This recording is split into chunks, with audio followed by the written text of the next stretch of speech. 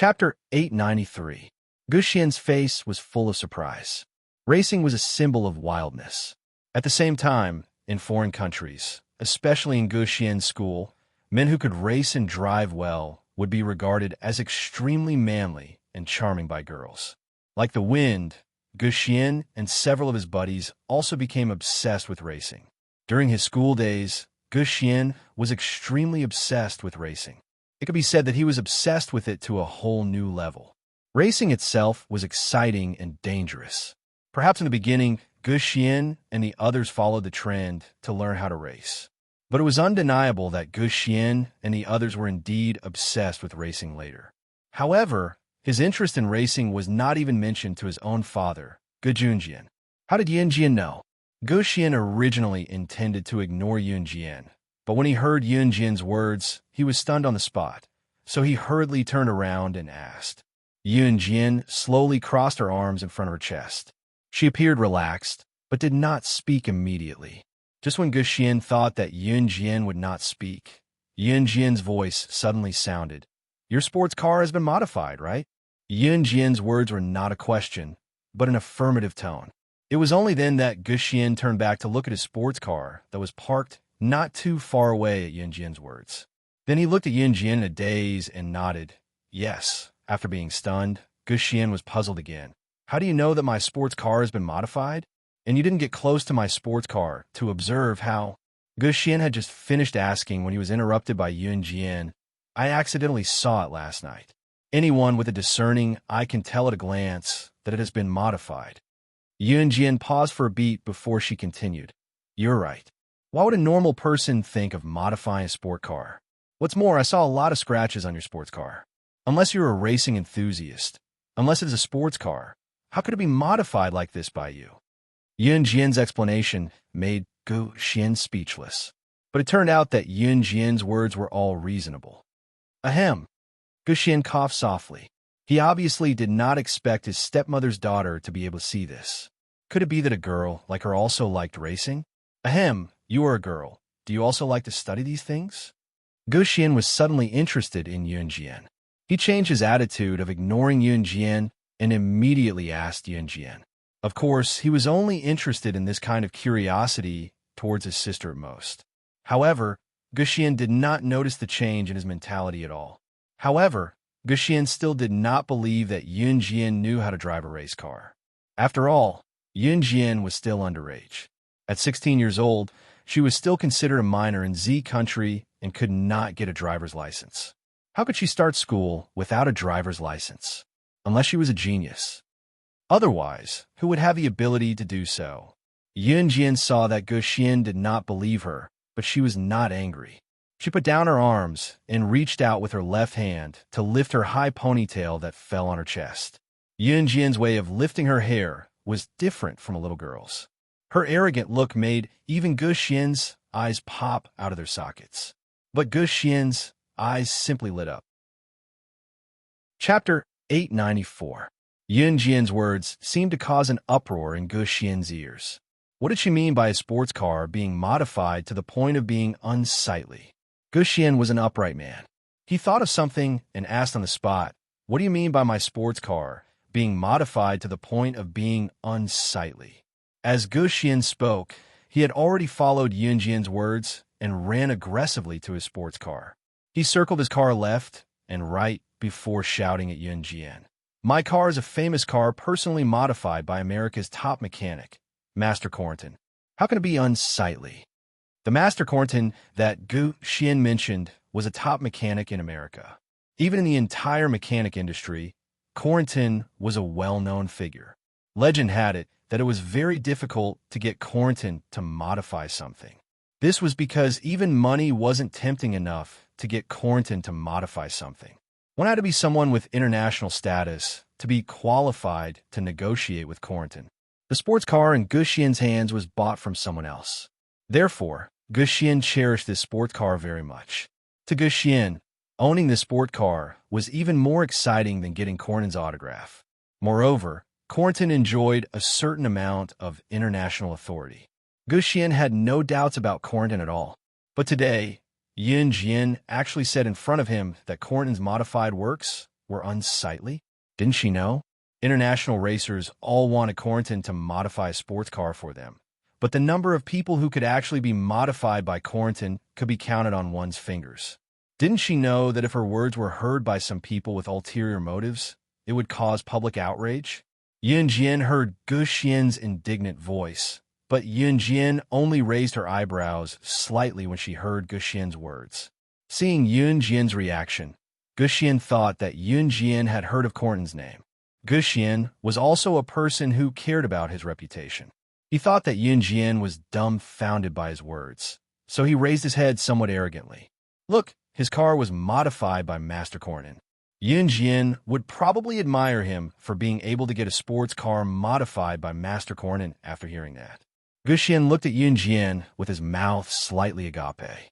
Gu Xian looked forward to seeing Yun Jian look at him with admiration or envy. However, what Gu Xian saw was Yun Jian's eyelids flashing and her eyebrows slightly raised. Then, he heard Yun Jian say, "So, it's a sport car modified by that old man Cornton? This car is probably the trashiest of all his modified sports cars." Yun Jian made a TSK sound as she spoke. Gu Xian was completely stunned when he heard Yun Jian's words. Yun Jian's way of addressing him, plus Yun Jian's words. You know Master Cornton? Gu Xian looked at Yun Jian in disbelief. Cornton was an eccentric person. It was said that there were very few people who could get close to him internationally. Gu Xian only heard of one person who was very close to Cornton. Hearing Yun Jian call Cornton an old man, why did it feel like she knew Cornton? Gu Xian looked at Yun Jian with great anticipation. She actually knew Master Cornton. However, he heard Yun Jian's soft voice. Just a defeated opponent. Chapter 895. Yun Jian's tone was ostentatious, but there was an arrogance that could not be ignored. However, for some reason, Gu Xian did not think that Yun Jian was joking. Master Cornton was defeated by you? Are you sure? Gu Xian exclaimed. After that, Gu Xian asked again to confirm. Don't tell me you don't know who Master Cornton is? He's the best mechanic in the world. Whether it's a sports car or any other mechanical equipment, there's nothing he doesn't know how to do, as long as it's unheard of. I don't mean to criticize you, but you haven't even met Master Cornton before, have you? Why would you say that Master Cornton was defeated by you? Gu Xian exclaimed in surprise. Yun Jian did not follow Gu Xian's words. Instead, she changed the topic and asked Gu Xian, "Do you admire Cornton a lot?" After being asked by Gu Xian indeed changed the topic.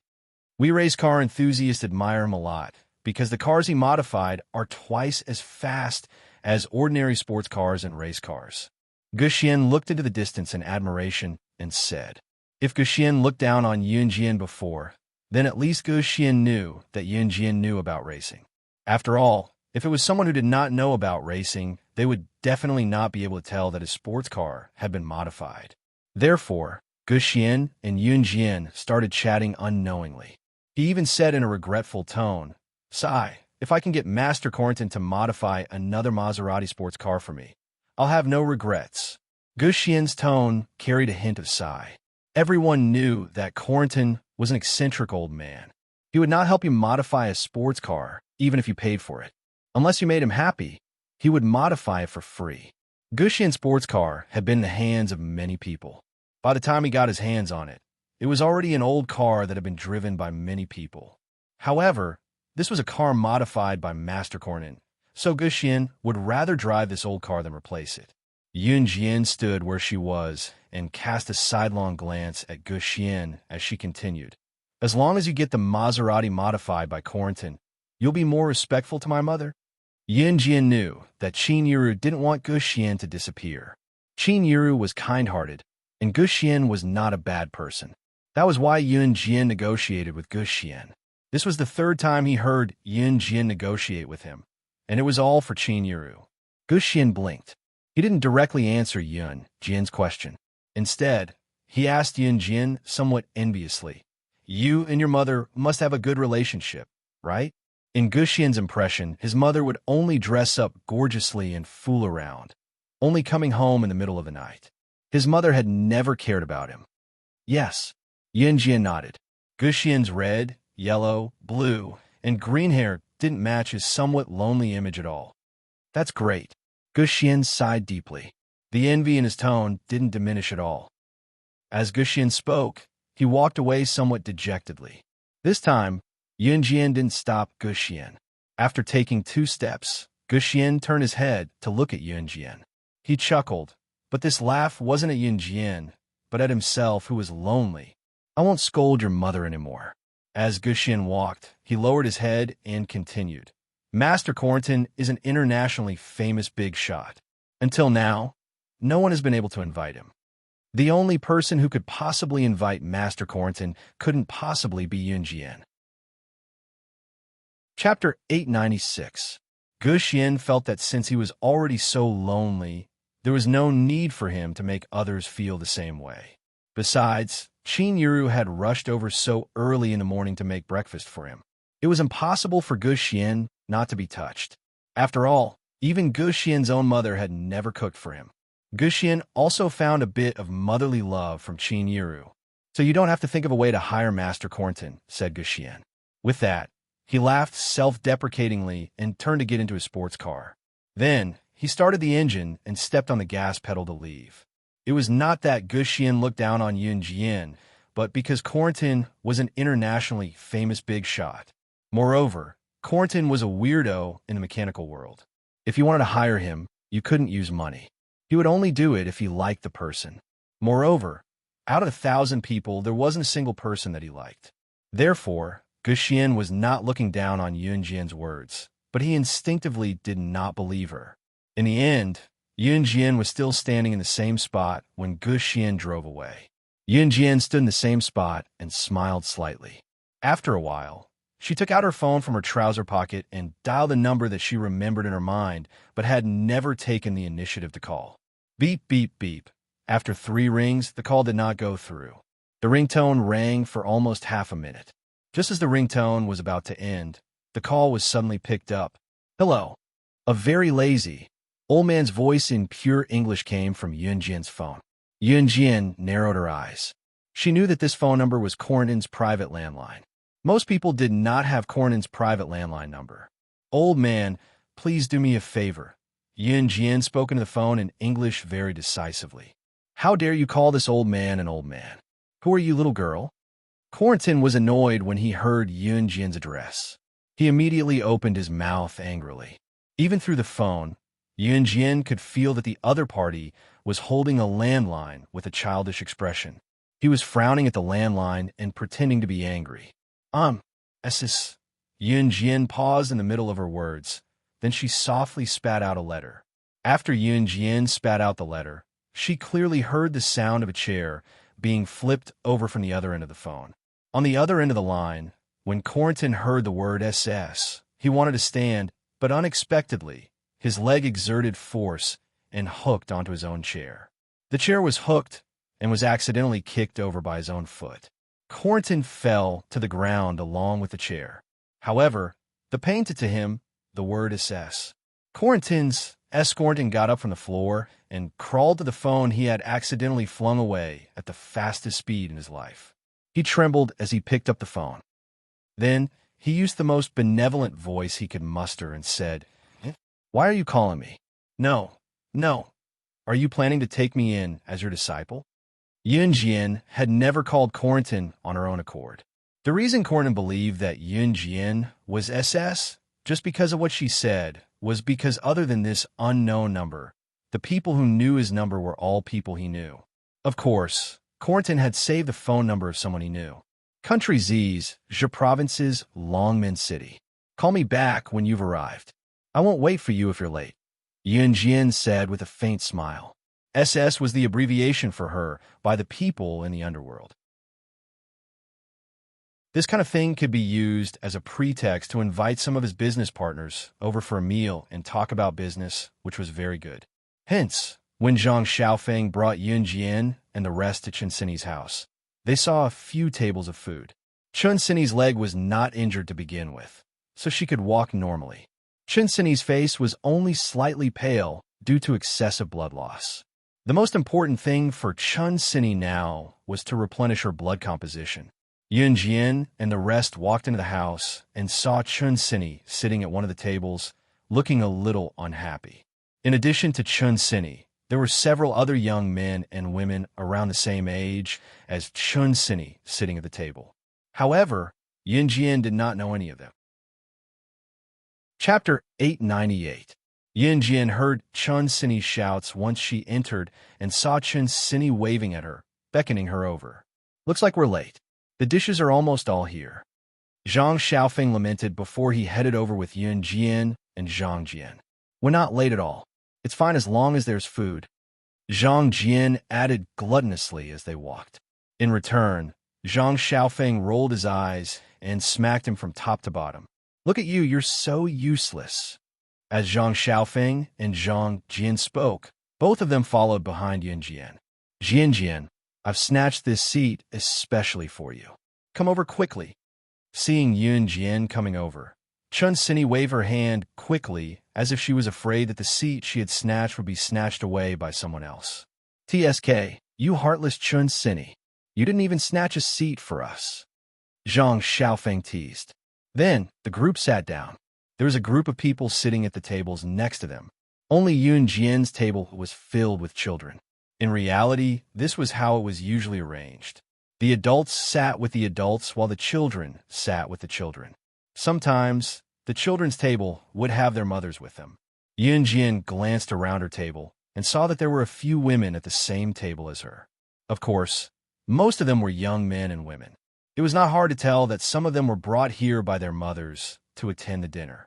Be it the children or the women, they must have come with their fathers or husbands. Their fathers or husbands were also seated at the same table as Chun Sini's father, Chun Jinchuan.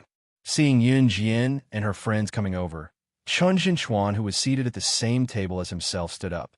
In any case, he would not forget that he was treating his daughter today because she had just recovered from serious illness. Chun Jinchuan would never forget that the reason why his daughter could stand here alive was because Yun Jian, Zhang Xiaofeng, and Zhang Jian had saved her in time. You guys are here? Chun Jinchuan walked over to Yun Jian and the others with a wine glass in his hand. Yun Jian could tell that Chun Jinchuan's question was directed at her, so she nodded in response. Sorry for the inconvenience, haha. Chun Jinchuan laughed twice, and then continued to speak to Yun Jian. Thank you very much. Sini, you have to entertain your friends on my behalf. Chun Jinchuan said with a smile. Got it, Dad. Chun Sini nodded. Jinchuan, is this your Sini? Because Chun Jinchuan walked over, everyone's gaze turned towards him. At this moment, at the same table as Yun Jian and the others, a woman in her 40s with a twisted face asked Chun Jinchuan. Obviously, this woman knew Chun Jinchuan. Haha, that's right, this is my Sini. Chun Jinchuan said this and laughed twice. Jinchuan, I heard that Baiguang Model Agency has been banned from the industry. Also, the genitals of those talent scouts have been cut off. One of them even had 2 fingers chopped off. Did you do this, huh?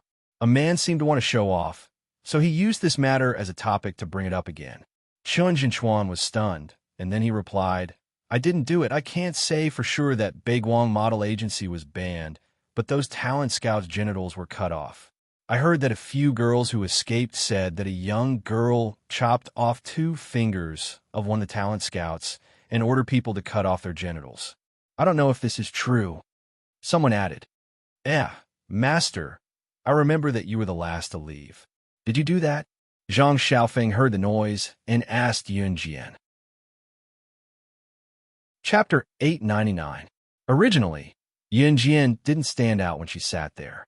Although Yun Jian looked exquisite, when she walked in, the boys and girls at the same table stared at her for a while. Everyone just stared at her for a while and then fell silent. The people at the same table as Yun Jian, Chun Sini, Zhang Xiaofeng, and Zhang Jian were all boys and girls around the same age as Yun Jian, except for the woman with a twisted face. Most of the boys and girls in their youth would be attracted to boys and girls around the same age as them. Therefore, the boys and girls at the same table also looked at Yun Jian for a while.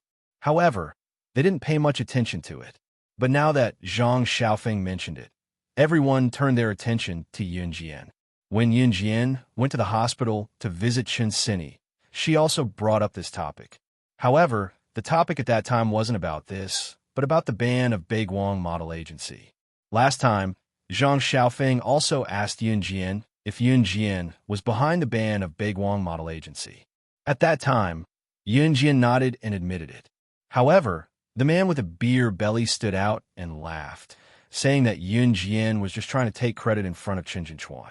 The man with a beer belly was called Zhang Guodong. He was just an ordinary worker, but because he was Chen Jinchuan's relative, he rushed over to visit Chen Sini when he heard that Chen Sini was in trouble at the hospital.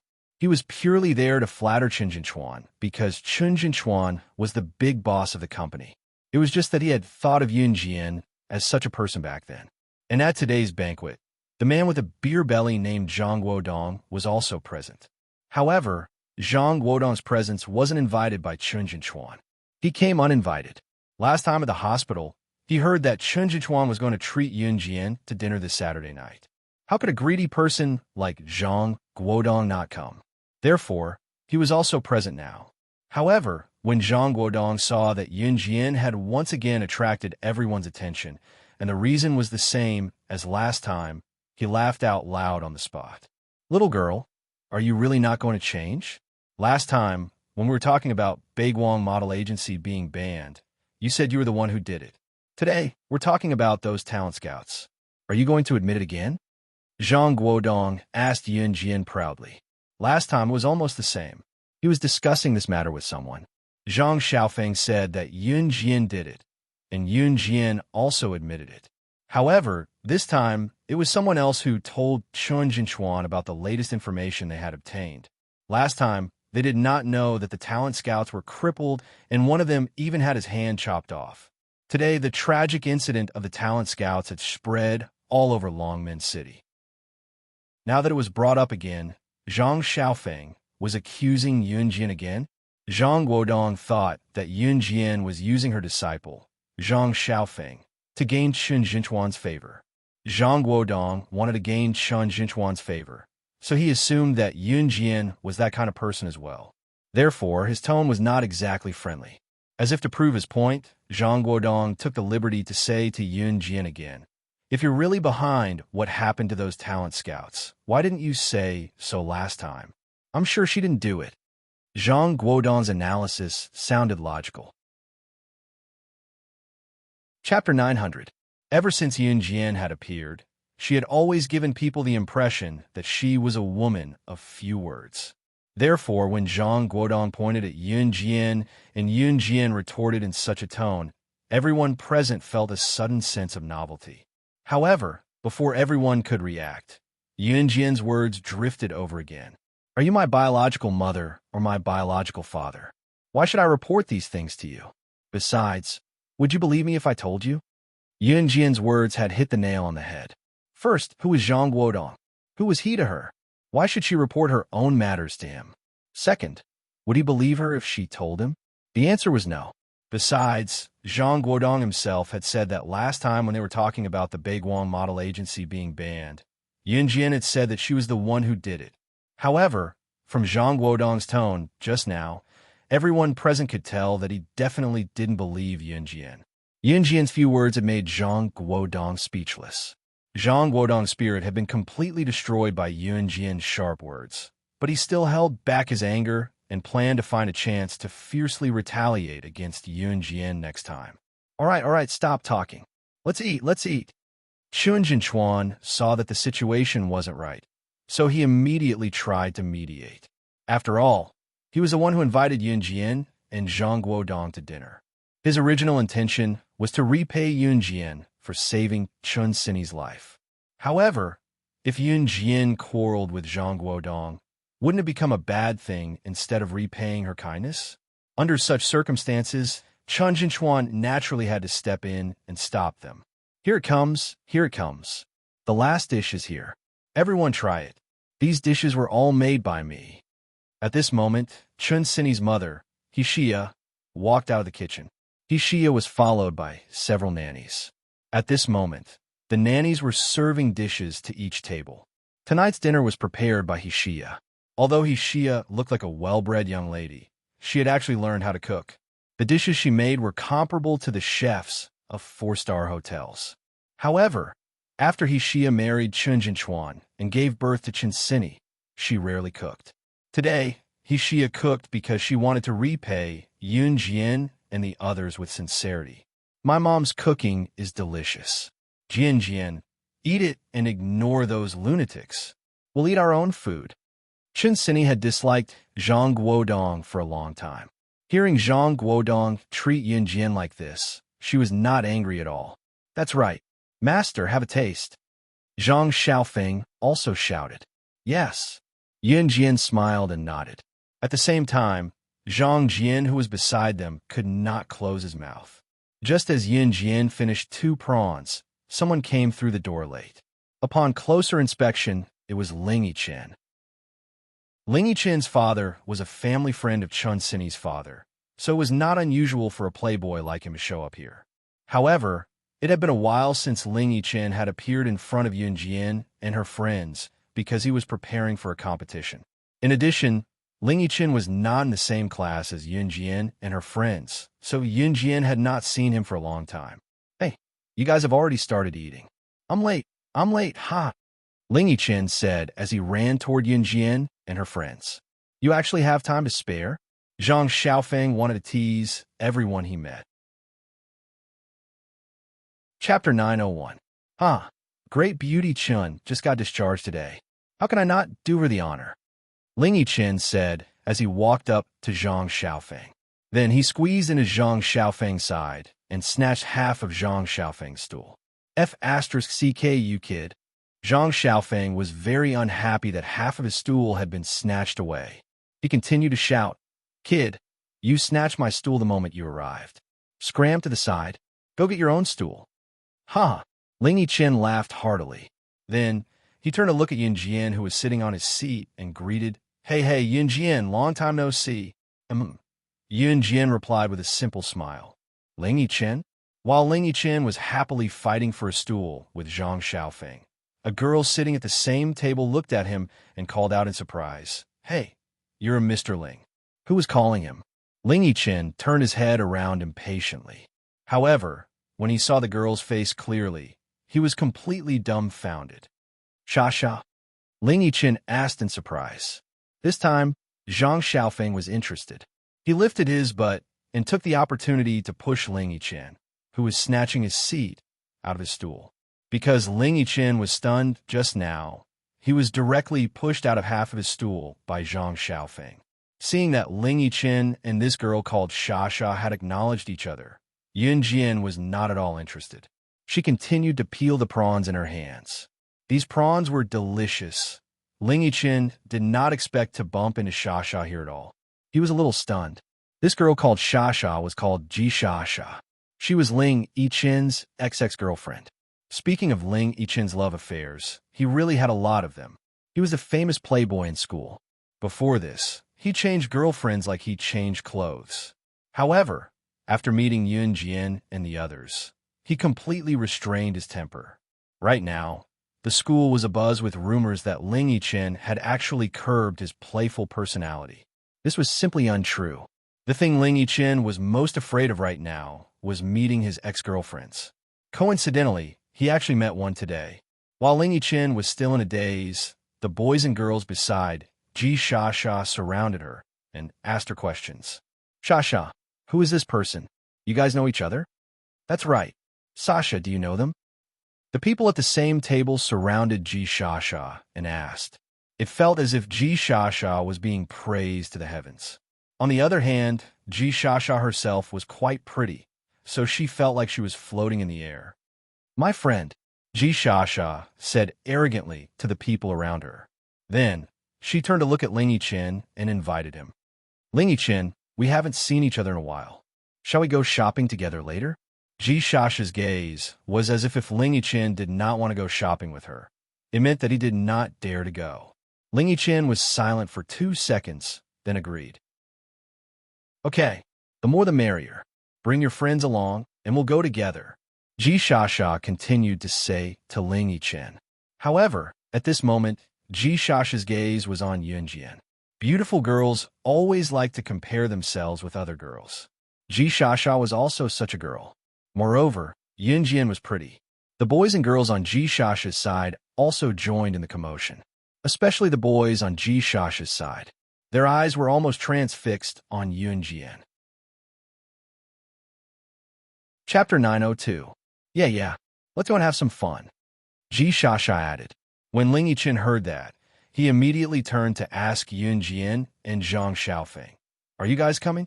Actually, when Ling Yichen looked at Yun Jian and Zhang Xiaofeng, he looked like he was asking for help. He actually didn't want to go with Ji Shasha, but her tone made it sound like he didn't dare to go if he didn't go. Ling Yichen admitted that he was a person who cared a lot about his reputation. Hence, based on this point alone, Ling Yichen had to go. He was a man. Who was he afraid of? Wasn't it just an ex-girlfriend? Wasn't it he who dumped her back then? Sensing Ling Yichen's pleading gaze, Yun Jian continued peeling the prawns and eating as she answered, "I'm fine with anything." Her hands were covered in greasy prawn oil, but Yun Jian didn't care. "If Master goes, I'll go," Zhang Xiaofeng quickly replied.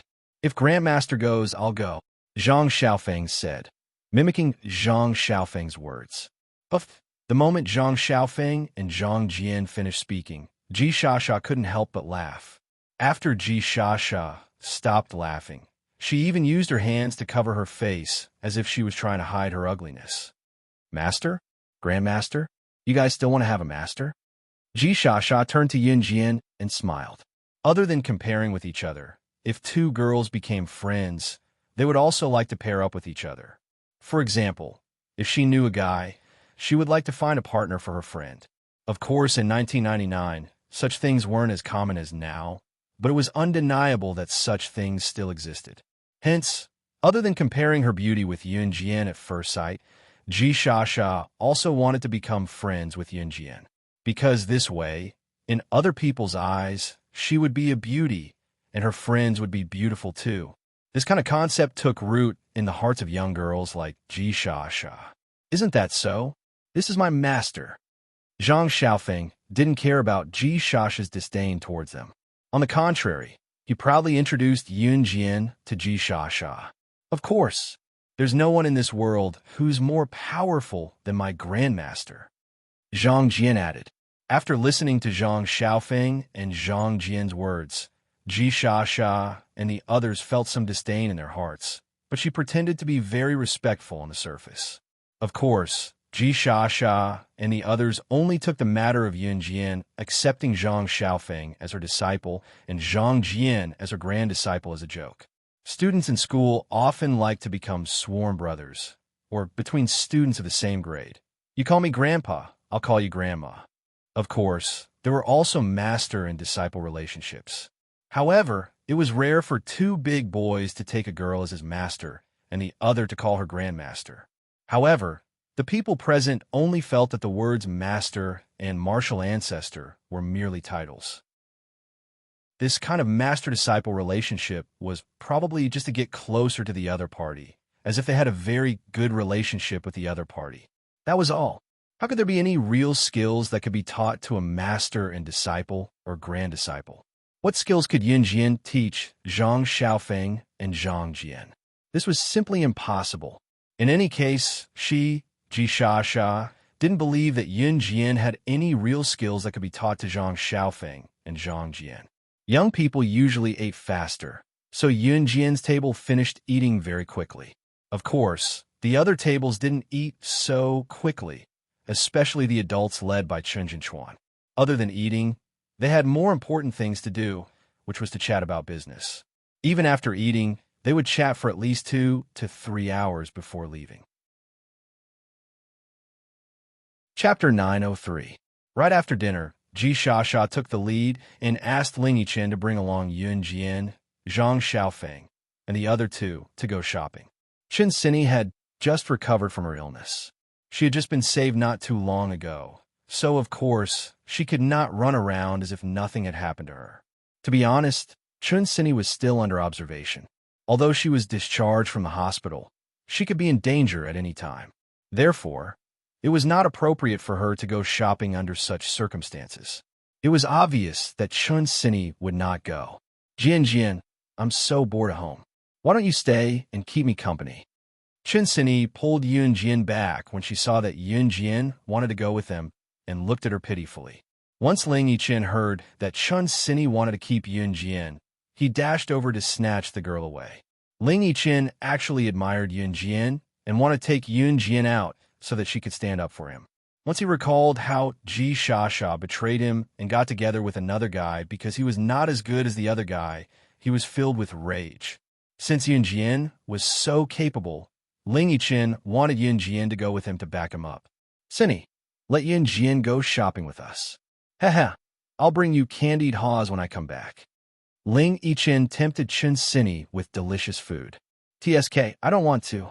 Chen Sini turned her head away, but her hand was still gripping Yun Jian's wrist tightly. I only want Yun Jian to stay with me, Chen Sini said matter-of-factly. Then 10 candied haws. Ling Yichen continued to tempt her. Just when everyone thought that Chen Sini was firm in her views, she agreed to Ling Yichen's terms without hesitation. Deal! Yun Jian's lips twitched, but she still flashed a smile that did not lose her aura. Was she not as important as food to Chen Sini? All right, let's go. Haha. Ling Yichen said as he beckoned everyone to set off together. Ji Shasha also revealed a smile that could be considered good or bad. Then they walked out of the gate and headed towards the downtown area near Chen Sini's villa. There was also a downtown area near Chen Sini's house. Moreover, there were many food stalls and vendors near the busy streets. Especially in this downtown square, there were many aunties twisting their butts and dancing in the square. The atmosphere on the square could be said to be quite harmonious. This downtown area was quite lively, especially the noisy square dance, which simply brought the atmosphere here to the climax. There's a lot of fun games over there. There's also a lot of delicious food. Let's hurry over and take a look. Ji Shasha walked to the front. As she spoke, she led everyone to the most lively place. Ji Shasha took 2 steps in that direction before she seemed to remember something. She turned around and ran to Yun Jian, reaching out to hold Yun Jian's wrist as if they were best friends. There's a lot of fun games over there. There's even a game of shooting, archery, and darts. Let's go take a look, Ji Shasha said as she reached out to hold Yun Jian. However, before Ji Shasha's hand could touch Yun Jian's wrist, Yun Jian had already dodged it discreetly. I don't like other people touching me, Yun Jian said coldly and arrogantly as she dodged Ji Shasha's hand. Chapter 904. Hearing Yun Jian's words, Ji Shasha's face stiffened. Ji Shasha was covered in perfume, so Yun Jian felt disgusted just by smelling it. Of course, Yun Jian would not directly tell Ji Shasha something like, "Get lost, I hate the perfume on your body." It was just that Yun Jian was not willing to interact with Ji Shasha. Seeing Yun Jian speak to her with such an attitude, Ji Shasha froze and even rolled her eyes at Yun Jian. However, Ji Shasha could not throw a tantrum in front of everyone. She only saw Yun Jian as a cold girl, so she was stunned for a moment. Then, she smiled at Yun Jian again and said, let's go play over there then."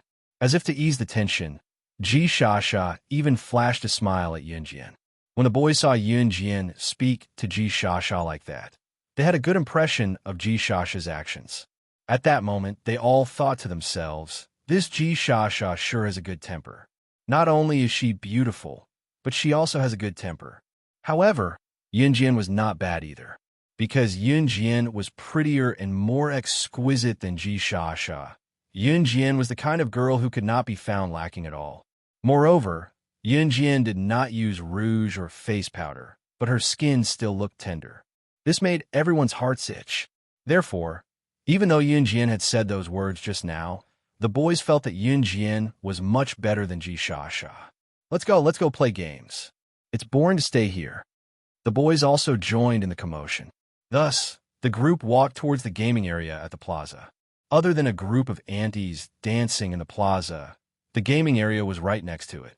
Speaking of the gaming area, one had to mention the balloon shooting game. How did Ling Yichen meet Yun Jian back then?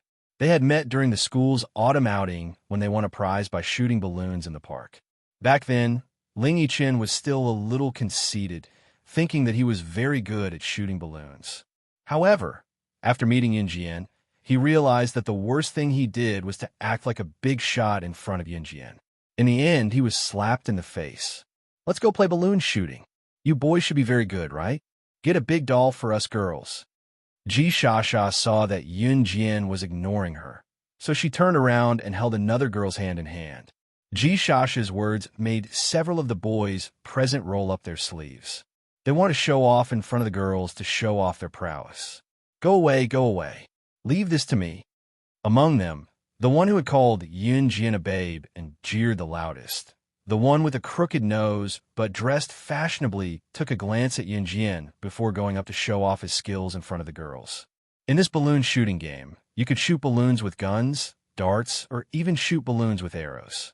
In short, as long as you could shoot balloons within the set number, you would win the prize. Of course, it was actually quite difficult to shoot a gun.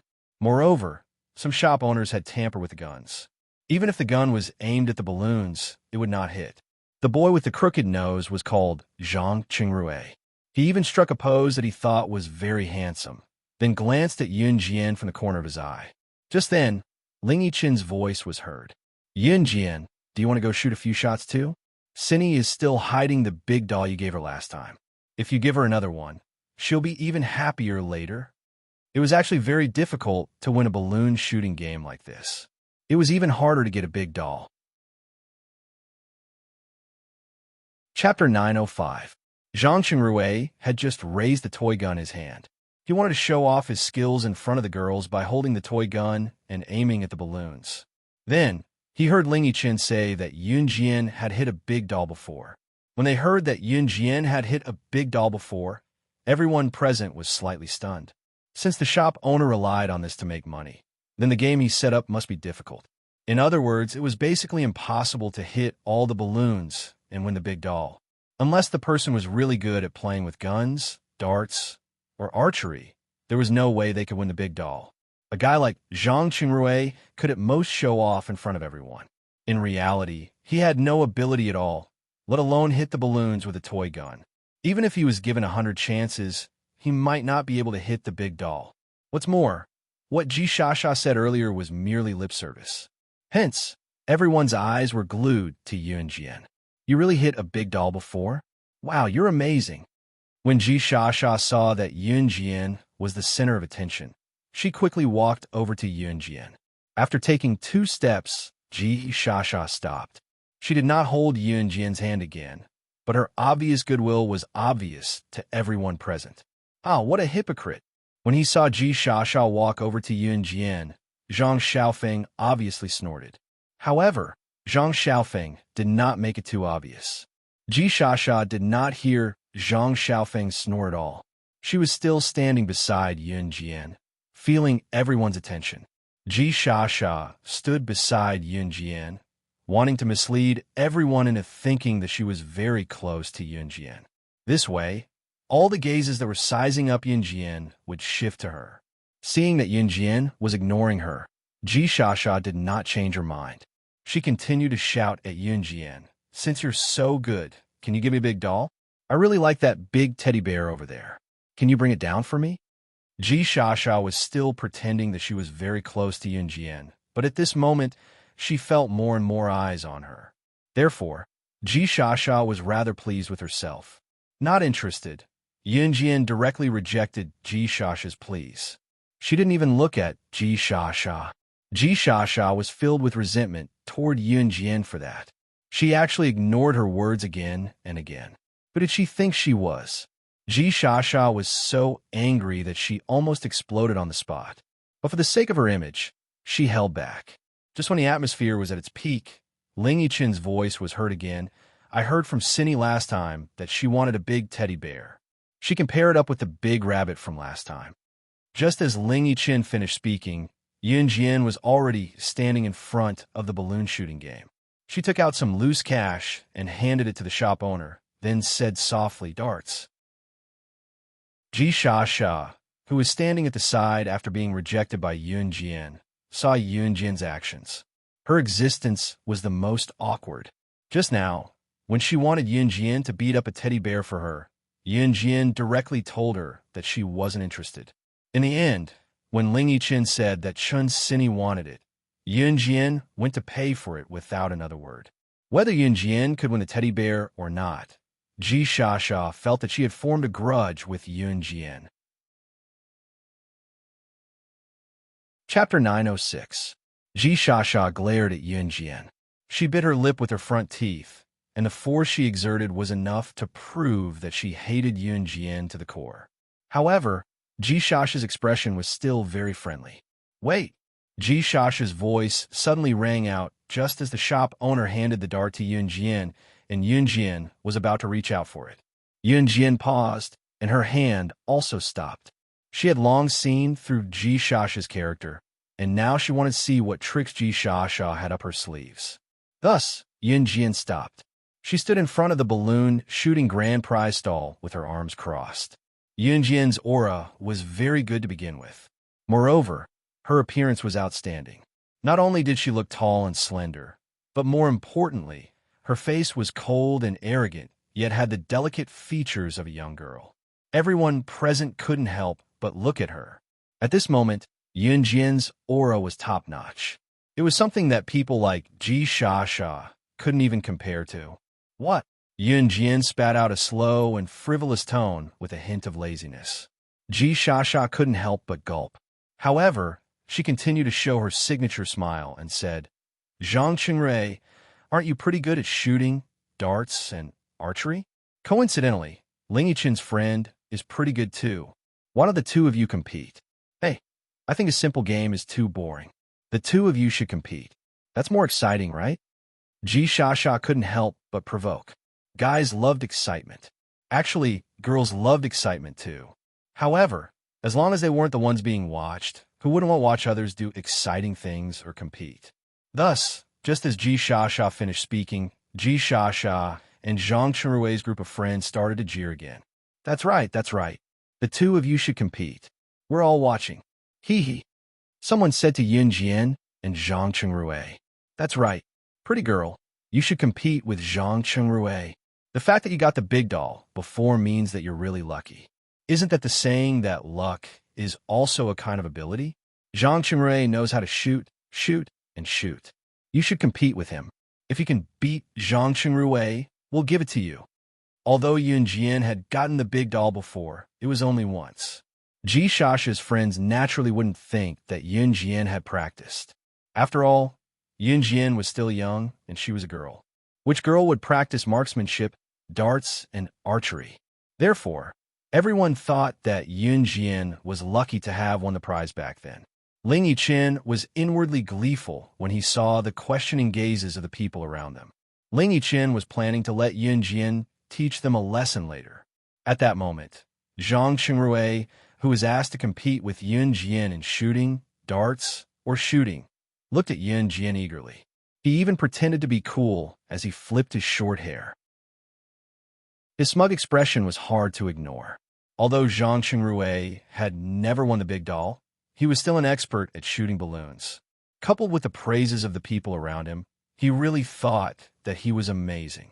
At the same time, he naturally thought that Yun Jian had won the big doll because of Yun Jian's luck. After all, luck was also a kind of ability. Chapter 907. Zhang Qinrui said this with a confident tone, as if he was really invincible. Oh, when the surrounding people heard Zhang Qinrui's indirect confession, they all cheered, hey, hey, hey, for a moment. Young people like to jeer, and of course, Ji Shasha's group of friends were the same. What's more, some students in the school liked to do the most was to pair up. When they were paired up, they liked to act as matchmakers and help others get paired up. Zhang Qinrui, don't tell me you liked the girl from the first time you saw her. You were just trying to hit on her. After a boy finished jeering, he started to tease Zhang Qinrui. Boys like to kick up a fuss, especially when a boy confessed to a girl. If there were friends standing around, then his friends would definitely exaggerate and kick up a fuss. Although Zhang Qinrui had just gotten to know Yun Jian and it was considered a bet, everyone was observant and could tell that Zhang Qinrui was interested in Yun Jian at first glance. If you ask me, Zhang Qinrui is such an outstanding person. He's not bad looking and has a good family background. Pretty girl, I think you should just say yes to him. Say yes to him, and we can hang out together in the future. Isn't that great, right? Haha. Another guy spoke up for Zhang Chengrue. The way he called her pretty girl made Yunjian uncomfortable all over. She didn't know why, but she just didn't like this atmosphere. Not only did she not like it, but she also hated it. When he heard his brother speaking up for him, Zhang Chengrue forgot about the bet he had previously thought of. He looked at Yunjian with deep affection. Yunjian's looks were indeed outstanding. She was the most outstanding in both appearance and temperament. That face without any makeup was as smooth and delicate as a newborn baby. It made people itch when they looked at it from afar. Such a beauty, if he could get his hands on her, bah. You're really a toad lusting after a swan. You? Are you worthy of my master? Little guy, it's morning. Stop dreaming. Zhang Xiaofeng was disgusted by Zhang Chengrue's words. He looked at Zhang Chengrue and said angrily. Zhang Xiaofeng's words made Zhang Chengrue want to strangle Zhang Xiaofeng to death. If it weren't for the fact that he wanted to establish a good image in front of Yunjian, Zhang Chengrue would have rushed up and fought with Zhang Xiaofeng. TSK, what toad lusting after swan meat? You better show me some respect. Otherwise, I'll make you leave crying. Although Zhang Chengrue didn't make a move, his tone wasn't pleasant either. Just as Zhang Xiaofeng was about to roll up his sleeves and fight with Zhang Chengrue, Yunjian's cold voice sounded. I agree to bet with you. Yunjian's cold voice was devoid of any warmth. Everyone's hearts tightened slightly. Yunjian agreed to Zhang Chengrue's bet. However, based on the current situation, Yunjian would definitely lose. After all, Zhang Chengrue was really capable. What about Yunjian? She was just lucky the last time. Everyone present automatically thought that Yunjian was lucky to win the big doll. So when they heard that Yunjian agreed to the bet with Zhang Chengrue, could it be understood that she was indirectly agreeing to be Zhang Chengrue's girlfriend? Just as everyone thought of this, even Zhang Chengrue himself thought so, Yunjian's voice sounded again. She said to Zhang Chengrue. Chapter 908. How ruthless. If Zhang Chengrue lost to Yunjian, he would have to kneel down and kowtow to Yunjian 3 times and call her ancestor. If Zhang Chengrue really kneeled down and kowtowed to Yunjian 3 times and called Yunjian ancestor, Zhang Chengrue would probably lose all his dignity and face. Everyone present took a deep breath and turned to look at Yunjian. Yunjian's words were something that no one present expected. Even Ling Yiqin, Zhang Xiaofeng, and Zhang Jian, who were watching the show from the side, were slightly shocked. Not only did Yunjian agree to the bet, but she also wanted Zhang Chengrue to kowtow to her 3 times if she won. Wasn't this a little too ruthless? However, before anyone could think about it, Yunjian's words came again.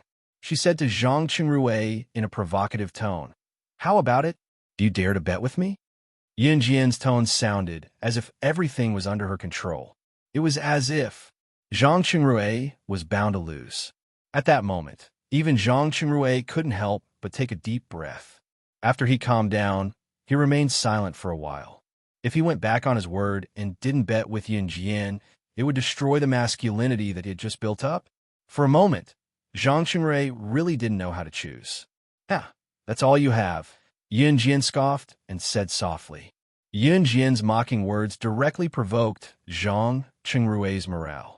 If Zhang Chengrue did have the intention to give up on the bet with Yunjian, then at that moment, Zhang Chengrue was completely instigated by Yunjian. "Why wouldn't I dare to bet?" Zhang Chengrue said loudly. After a pause, he continued to look at Yunjian from head to toe and said, "Little beauty, you said it yourself. If you lose, you have to be my girlfriend. You can't go back on your word." Zhang Chengrue looked at Yunjian with an evil gaze, which made Yunjian very unhappy. Yunjian didn't say whether she agreed or not. She continued to urge, "Do you want to go first, or should I?" "Of course I'll go first." Zhang Chengrue pretended to be a man and stretched out his arms to show off his muscles. But in fact, he didn't have any muscles at all. As he spoke, Zhang Chengrue had already arrived in front of the balloon shooting game stall under the cheers of the boys. Then let's compete in darts? Zhang Qingrui saw Yun Jian holding darts in her hand, so he smiled slyly. She had heard from Ling Yiqian that Yun Jian had gotten a big doll from shooting. Now that they were competing in darts, Yun Jian wouldn't know how to do it, would she? When he thought about how he only needed to pop a few more balloons than Yun Jian to be able to have the beauty in his arms, Zhang Qingrui felt his body become restless. Good luck, you guys. Ji Sha, who was standing far away, smiled, but she had other thoughts in her mind. Good luck, good luck. Master, you can do it. Zhang Xiaofeng shouted, not to be outdone. Grandmaster, you can do it. You're the best.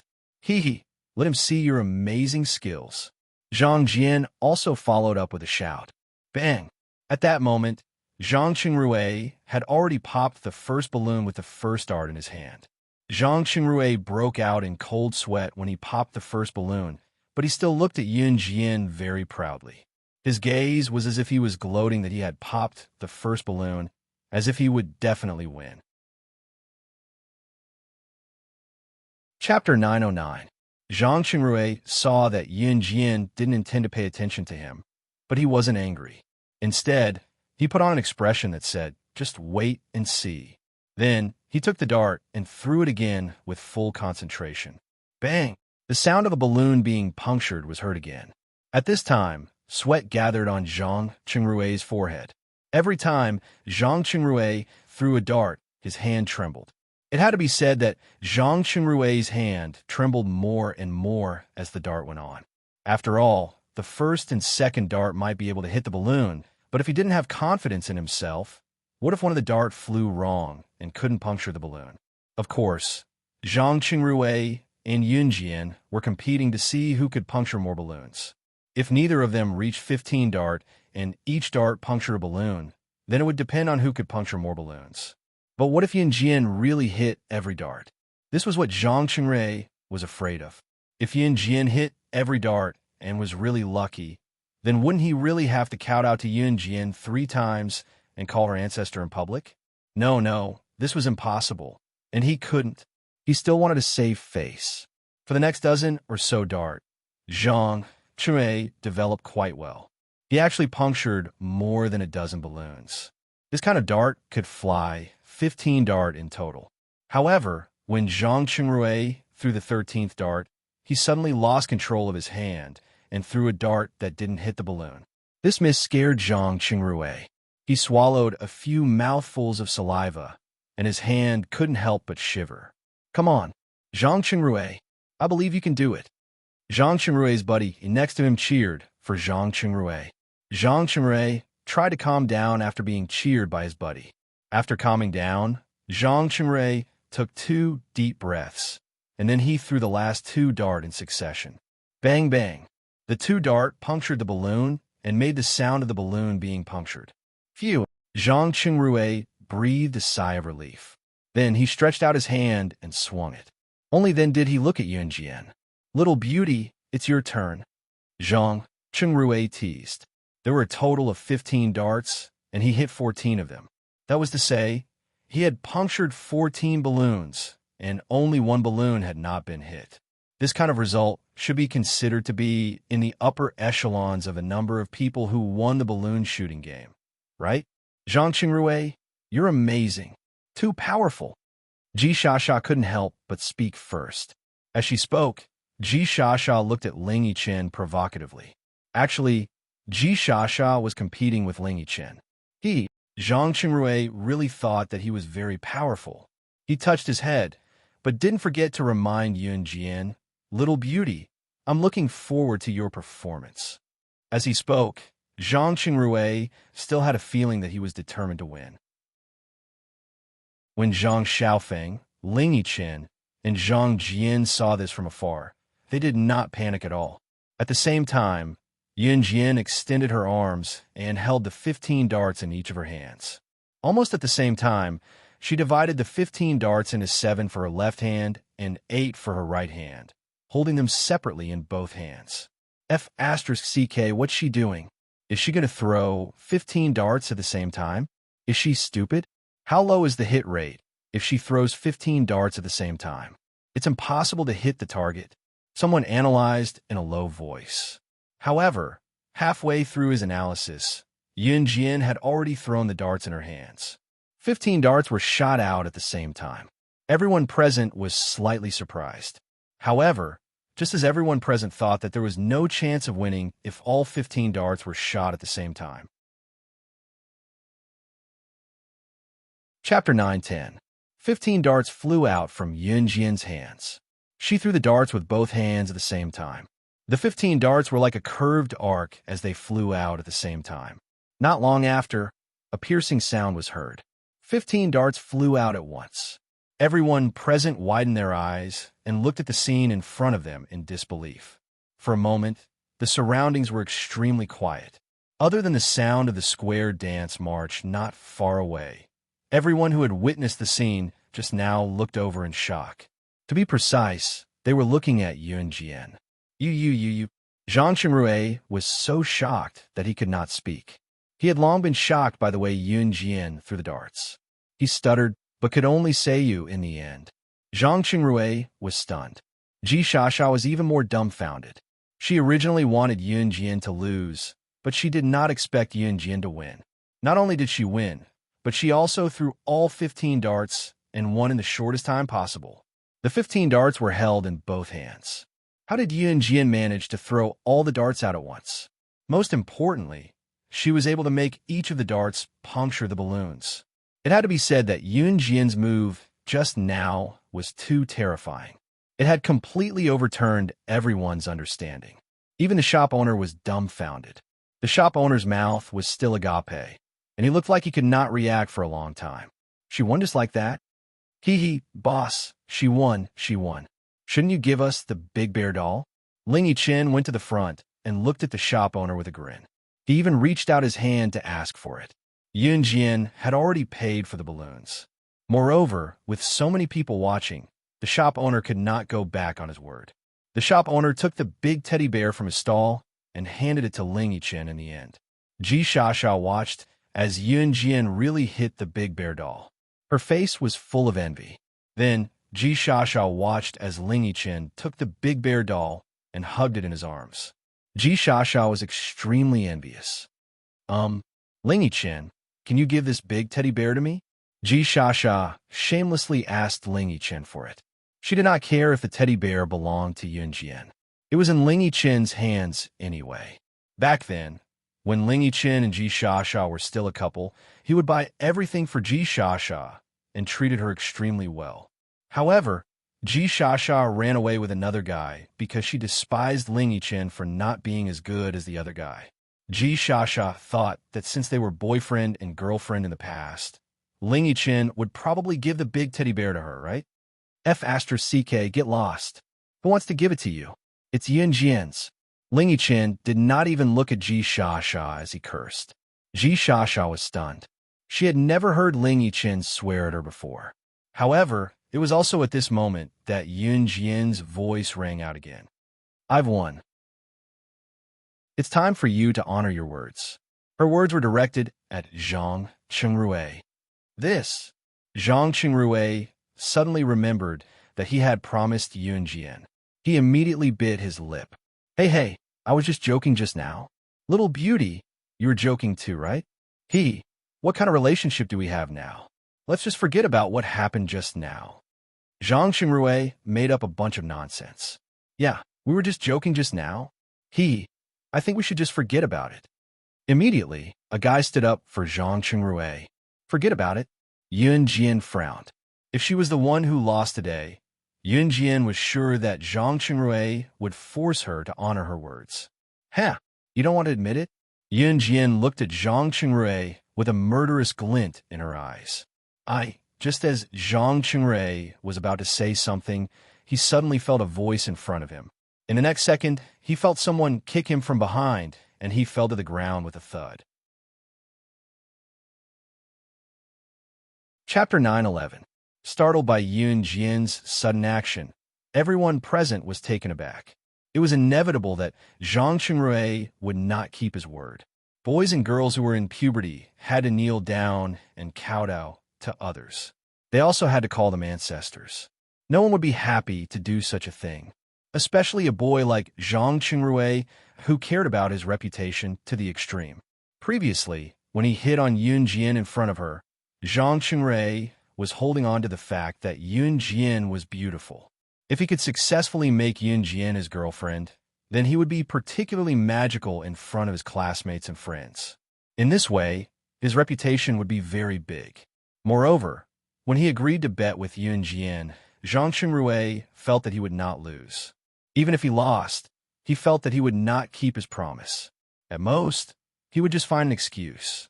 What kind of bet would there be? This matter would definitely be over just like that. However, who would have thought that when Zhang Qingrui and his group once again tried to use their previous methods to casually fool Yun Jian's original words as a joke, Yun Jian would actually do such a shocking thing. She actually went directly behind Zhang Qingrui, stretched out her leg, and stomped on Zhang Qingrui's back, forcing him to kneel down. Girls were generally very reserved, especially in front of boys. Even the most irritable girls would become reserved. However, look at Yun Jian. She made a bet with Zhang Qingrui, but Zhang Qingrui did not keep his word after losing. She directly stepped on Zhang Qingrui's back in front of so many people. She even said something like, "If you don't keep your promise today, I will make sure you won't see the sun tomorrow." Was this still the attitude a girl should have? Ouch! Zhang Qingrui was forced to kneel on the ground by Yun Jian. He suddenly felt that he had lost all his face, so he struggled to stand up. However, Yun Jian's foot seemed to weigh 1,000 pounds. It was like a huge rock, oppressing him to the point that it was difficult for him to even breathe. "You little beauty, you are too much." A boy around saw it and pointed at Yun Jian. This boy was the one who helped Zhang Qingrui to get Yun Jian to agree to be Zhang Qingrui's girlfriend. F***CK. How did my master go overboard? Today's bet was brought up by your people first. My master is only asking you to fulfill your promise. How is this going overboard? I think it's you guys who can't afford to lose. Zhang Xiaofeng quickly spoke up for Yun Jian. Exactly. If you can't afford to lose, then why do you still want to compete with my grandmaster? You guys are really shameless. Zhang Jian also took advantage of the situation and said, "You?" The boy who spoke for Zhang Qingrui just now was no match for Zhang Xiaofeng and Zhang Jian. Zhang Xiaofeng and Zhang Jian stopped him with a few words. "Are you going to kowtow? Are you going to shout or not?" Yun Jian stepped on Zhang Qingrui's back, forcing him to lower his head even more. "You, aren't you going too far? How can we girls be like this?" Just then, Ji Shasha's voice sounded weakly from the side. Ji Shasha's words were directed at Yun Jian. However, when these words came out of Ji Shasha's mouth, why did it sound like she was blaming Yun Jian for being rude and not behaving like a girl at all? Before anyone could think about it, they saw Yun Jian stepping on Zhang Qingrui's back, and with a fierce kick, she forced Zhang Qingrui to kowtow to the ground, making a bang sound. "If you don't kowtow, I'll help you." Yun Jian ignored Ji Shasha's words. At the same time, she lifted her foot, and when Zhang Qingrui's body bounced back, she ruthlessly kicked him again. Chapter 9:12. As Yun Jian spoke, she lifted her leg. Just as Zhang Qingrui's body was about to bounce back, she stomped down again. Just like that, Zhang Qingrui's head was knocked to the ground again and again. Each time, there was a loud thud. "It's fine if you don't shout, but I'll make you kowtow 1,000 times." Yun Jian laughed coldly. As she spoke, she used this repeated position to make Zhang Qingrui kowtow a few more times. 1,000 times? Wouldn't Zhang Qingrui's head be smashed? Everyone present couldn't help but suck in a deep breath. Zhang Qingrui's head was smashed to the ground again and again, making a series of loud noises, which made everyone's hair stand on end. Don't! Zhang Qingrui was already dizzy from the kowtowing. He struggled with all his might and even reached back to pull Yun Jian's foot off his back. However, he couldn't even touch Yun Jian. "I'll beg for mercy. I'll talk. Zhang Qingrui could even feel that his forehead was bleeding. He was so scared that his soul almost left his body. He quickly begged Yun Jian for mercy. "Speak. Although Yun Jian stopped making Zhang Qingrui kowtow, her foot was still on Zhang Qingrui's back. After seeing Yun Jian's methods, Zhang Qingrui didn't dare to play any tricks. He still wanted to live. Thus, Zhang Qingrui swallowed a mouthful of saliva. His forehead hurt from the kowtowing. He didn't want to endure it anymore, so he mustered up his courage and called out softly, "Ancestor! Ancestor!" His voice was as soft as a cat's meow. Can you hear what he said? Yin Jian turned her head and looked at Zhang Xiaofeng, Zhang Jian, and Ling Yichen. Her red lips curled up. It was so beautiful that it made people's hearts itch. Ah, what did he say? Master, I can't hear him. Zhang Xiaofeng reached out to dig his ears. He pretended that he didn't hear anything, but he was secretly laughing in his heart. Did he say anything? Did someone speak just now? Martial Ancestor, I only heard you talking. Zhang Jian also helped to add on. Ling Yichen was trying so hard to hold back his laughter that he was about to suffer internal injuries. He raised his hand into a fist and placed it by his mouth, coughing softly. Ahem, I didn't hear anything either. Ling Yichen lied without batting an eyelid. We all heard it. Why are you the only ones? One of Zhang Qingrui's brothers stood up and spoke for Zhang Qingrui. Just as he said that, Zhang Qingrui screamed again. Yun Jian raised her foot and kicked Zhang Qingrui's forehead to the ground, making a bang sound. I can't hear what you're saying. I'll give you one last chance. If you don't make a sound, I'll take it that you want to kowtow to me 1,000 times, Yun Jian said eerily. Then she added, Of course, I'd prefer it if you kowtowed to me and admitted your mistake. As she spoke, Yun Jian made Zhang Qingrui hit the ground again, making loud bangs. No, I'll talk. Zhang Qingrui was forced into a corner by Yun Jian. Finally, he could not hold it in anymore and cried out in a half-sob. Just as Zhang Qingrui said that, a rich and magnetic male voice came from the side. Xiao Jian, you're still so soft-hearted.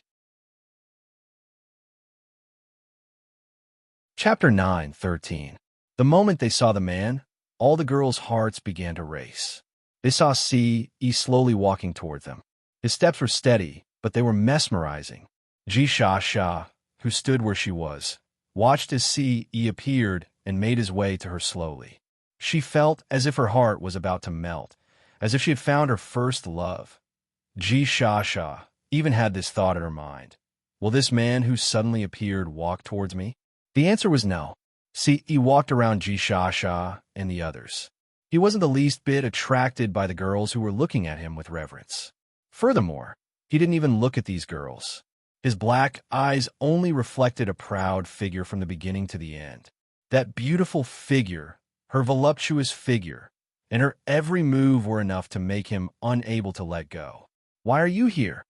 Yun Jian didn't loosen her grip on Zhang Qingrui's back, but she was still talking to Si Yi. If I didn't come, how would I be able to kill these flies who want to steal my woman? As Si Yi spoke, he had already arrived in front of Yun Jian. As Si Yi spoke, he stretched out his leg and viciously stepped on Zhang Qingrui's palm, causing him to toss and turn. You.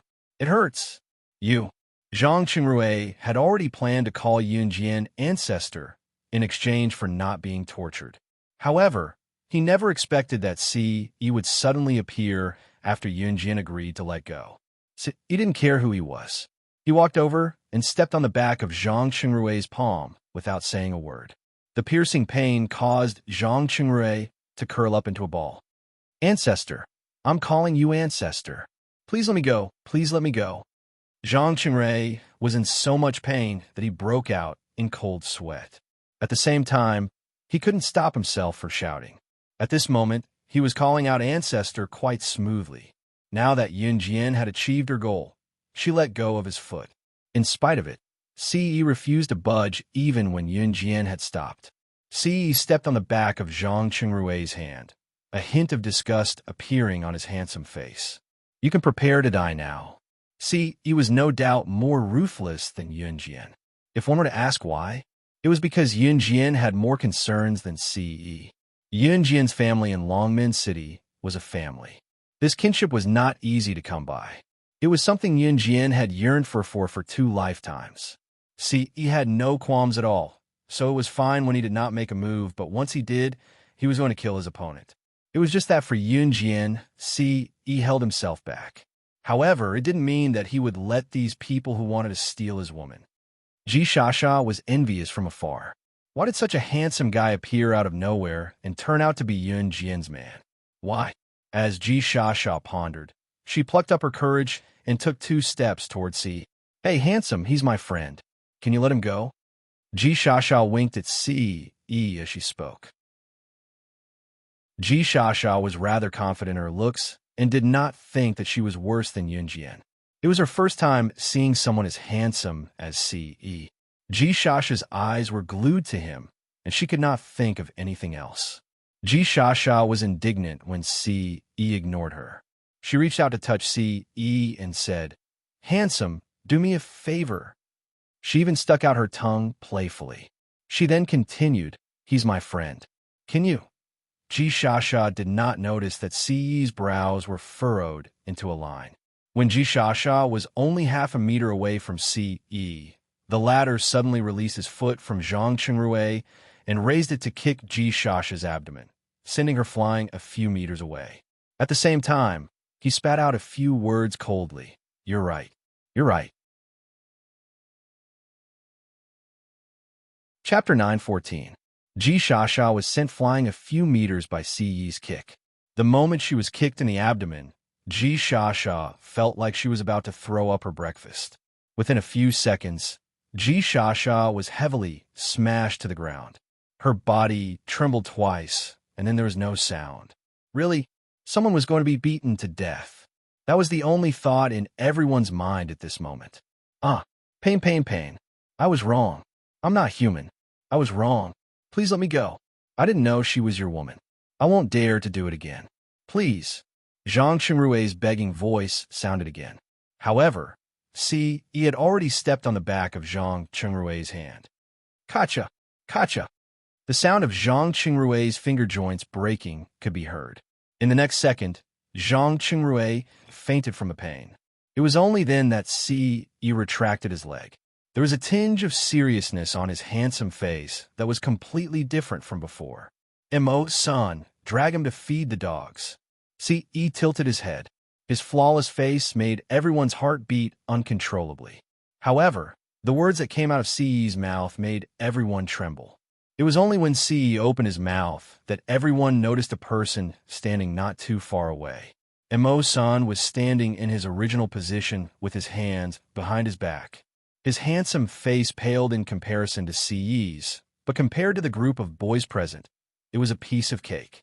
Because of Ce's appearance, Son didn't stand out at all. When everyone present reacted, they realized that there was a similarly handsome man standing there. After the man walked over, he picked up Zhang Qingrui, who was lying on the ground half dead, and dragged Zhang Qingrui and quickly disappeared from the place. Even if he didn't die, Zhang Qingrui would suffer a fate worse than death. Furthermore, from Ce's tone, it seemed like he wanted to kill Zhang Qingrui to relieve the hatred in his heart. After the unconscious Zhang Qingrui was dragged away by Son, Ji Shasha was helped up from the ground, trembling in fear. She was scared half to death. Zhang Qingrui was being fed to the dogs. Is this true or false? But whether it was true or not, it was enough to scare Ji Shasha out of her wits. Ce walked over to Yun Jian while everyone was still in shock. At the same time, he reached out to grab Yun Jian's hand and left without saying a word. Hey, master, wait for us." Zhang Xiaofeng saw that Yun Jian had been pulled away by Ce, so he hurriedly followed them.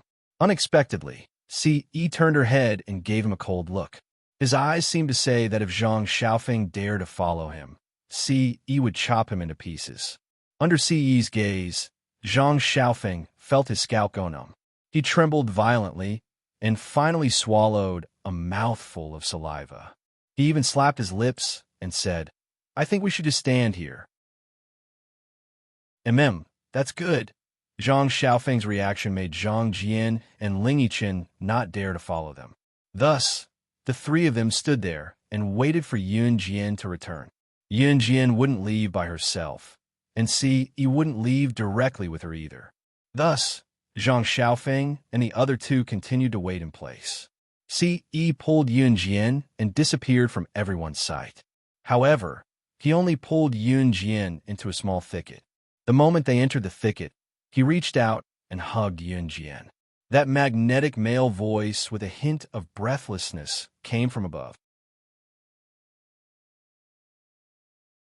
Chapter 9:15. Although C E said that, in reality, he was thinking in his heart, if something like this happens again, I'll make her my woman. Someone else wanted to lay their hands on my woman, and they wanted to leave this place alive? Dream on. He couldn't stand it when he saw Zhang Qingrui trying to touch Yun Jian. He didn't want anyone to see her beauty. She could only be his, and he couldn't share her with anyone else. Not a chance. Yun Jian was nestled in Si Yi's arms. Her head was just enough to reach Si Yi's chin.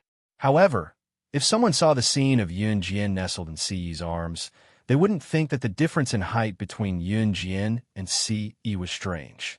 On the contrary, although the difference in height between the two was huge, it gave off a feeling that they were a perfect match. Nestled in Si Yi's arms and enjoying his unique fresh scent, Yun Jian raised her head to look at him. She asked a question that she knew the answer to in order to ease the awkwardness. Why are you here? However, before Yun Jian could finish her question, Si Yi had already bent down slightly. His tall figure bent down and covered Yun Jian's mouth faster than lightning. They tossed and turned, and it was extremely ambiguous. Phew, it feels so good after taking a dump. At this moment, an auntie ran out of the restroom near the plaza. Because the auntie was in a hurry to go back to square dance with her friends, she was afraid that she wouldn't be able to keep up with the pace. Therefore, when she saw a small path here, she quickly ran over. Just as the auntie ran into the thicket, she suddenly saw two figures with their lips intertwined. Moreover, she also saw that the relatively tall figure, even in the darkness, could recognize that it was a man. At this moment, this figure's hand was slowly moving down the girl's back. Oh my God! The middle-aged woman saw this shocking scene as soon as she slipped into the bushes. She was not mentally prepared at all, so she jumped and yelled out. Upon hearing the commotion, Si Yi glanced sideways at the middle-aged woman. After a few glances, Si Yi shifted his gaze and continued to look at Yun Jian with his lips pressed against hers. Of course, being watched by the woman, Si Yi loosened his grip after a couple more kisses and straightened his back. At the same time, he pulled Yun Jian into his embrace. The middle-aged woman was stunned when she saw this. After she recovered from her shock, the corners of her mouth twitched. She couldn't help but point at Si Yi. Young man, don't be impetuous. Forcing a young lady like this in a place like this. Sigh. Young man, you have to be responsible for this little girl. Young people like you, don't turn your back on us after you get a little girl pregnant. The middle-aged woman seemed to have misunderstood something. As she spoke, she waved her hand exaggeratedly. The middle-aged woman's old face was a mess. As she spoke, she seemed to have thought of something that was difficult to speak of, and then ran away like a wisp of smoke. Si Yi, who was still hugging Yun Jian's slender waist, also twitched the corners of his mouth. He had been misunderstood. However, if they weren't in the bushes in the public square, if they weren't here, he might have already done as the middle-aged woman said. Yun Jian was nestled in Si Yi's embrace. Although she didn't see the middle-aged woman's actions, she could still hear her words. In an instant, her face was as red as blood. Fortunately, it was pitch black here. Only the street lights in the distance shone on them. Chapter 9:16. By the time Yun Jian and Si Yi came out of the bushes, Yun Jian's emotions had already calmed down quite a bit. At the very least, that alluring flush had disappeared without a trace. However, her heart was still pounding, and her little hand was held by Si Yi. Master! The moment they saw Yun Jian, Zhang Xiaofeng and Zhang Jian quickly went up to her. With Zhang Xiaofeng in the lead, Zhang Xiaofeng and Zhang Jian quickly stood in front of Yun Jian. Grandmaster, where did you guys go? Zhang Jian's chubby body looked quite cute. Zhang Xiaofeng, who was standing beside Zhang Jian, couldn't help but reach out to rub Zhang Jian's head. We didn't go far, Yun Jian said naturally. Oh. Zhang Jian nodded obediently. Master, do you want to go to Cindy's house with us later? Zhang Xiaofeng asked again. The few of them had dinner at Chen Cindy's house, but after dinner, they went out for a stroll. Ling Yichen had promised Chen Cindy to bring her 10 sticks of candied haws, and he wouldn't go back on his word. Ling Yichen wasn't here at the moment. He had gone to buy the candied haws. Let's go. Yun Jian nodded. Actually, when they came out, Chen Cindy had repeatedly reminded Yun Jian to go back with Zhang Xiaofeng and the other two to visit her before going home. Chen Cindy couldn't come out to play, but Chen Cindy really wanted to come out. However, her current injuries prevented Chen Cindy from doing so. Yun Jian had promised Chen Cindy that she would go back to accompany Chen Cindy before going home. Moreover, Yun Jian didn't have anything important to do at home. Good. Cindy will definitely be very happy. Zhang Xiaofeng quickly said such a sentence. Coming. We bought the candy haws. We can go back now. Ling Yichen ran back from afar with dozens of sticks of candied haws in his hands. Thank you for your hard work. Zhang Xiaofeng quickly took a few skewers from Ling Yichen. Each of you can have one skewer. Leave the rest for Cindy to bring back. Ling Yichen had bought quite a lot of candied haws, so he had bought some for Chen Cindy as well as some for the few of them to eat together. You brat. How did you become so good now? What? Could it be that he had found his conscience? Zhang Xiaofeng said as he distributed a stick of candied haws to everyone. Then he held the stick in his hand and licked it. He took the stick of candied haws she got and quietly passed it to Yun Jian.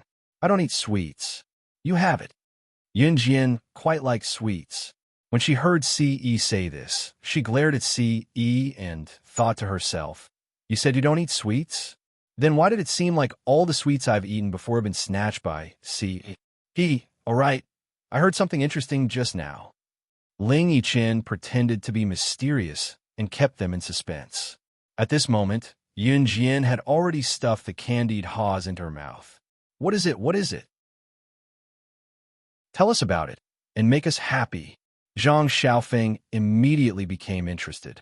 Of course, he walked over and put his arm around Ling Yichen's shoulder, wanting him to tell him. Yun Jian's eyelids twitched slightly. I was buying candied haws just now when I overheard an Annie talking to someone on the side of the road. It seems like in a small bush nearby, there's a young couple doing it in the wild. Ling Yichen kept them in suspense and then said with interest. Chapter 9:17. Yun Jian had just stuffed a piece of candied fruit into her mouth. The candied fruit had not even melted in her mouth yet, so when she heard Ling Yichen's words, she spat it out without a care for her image. The piece of candied fruit that came out of Yun Jian's mouth rolled far away and even slid into the sewers. Ce stood beside Yun Jian and stroked Yun Jian's back without a change in expression, patting her gently to prevent her from choking. Oh my God, Yun Jian, what's wrong with you? Why are you reacting so strongly? Was what I said really that shocking? Even you are so shocked. Ling Yichen guffawed, thinking that what he said had shocked even Yun Jian. After Ling Yichen was done laughing, he still did not know what he said had made Yun Jian choke. He sighed with increasing impudence. But young people nowadays really don't know how to be flirtatious. They're so brazen. Yeah, I really want to see it for myself. Zhang Xiaofeng chimed in as if he did not care about his life. Zhang Jian also guffawed. Then, as if nothing had happened, he stuffed the candied fruit into his mouth and chewed slowly. It's okay. When Yun Jian caught her breath and turned to say this to Ce let go of her hand that was patting her back. Hey, it was that Annie who told me about the young couple having sex in the open. Yun Jian, since you're so interested, I'll call her over for you. Ling Yichen saw a figure. As he spoke, he waved in that direction and walked over quickly. Ling Yichen's reaction speed was faster than anyone else's. Before Yun Jian could stop him, Ling Yichen had already run over to that Annie. Auntie, hello, Annie. In order to express goodwill, It was normal to address people 2 times older than oneself as Annie. Ling Yichen's mouth was very sweet. He did not call the other party Annie when he rushed up. Instead, he called the woman Annie. Yun Jian watched as Ling Yichen ran towards the woman. She almost took out her butterfly knife and swung it at Ling Yichen. Of course, this was just Yun Jian's idea. She naturally wouldn't do it. It was at this moment that Ling Yichen stopped the middle-aged woman from earlier. He lowered his head to look at the middle-aged woman who was about 20 centimeters shorter than him. Annie, I just heard that you saw a young couple in the nearby bushes. They were having sex. It's like this. My friend is very interested in this matter.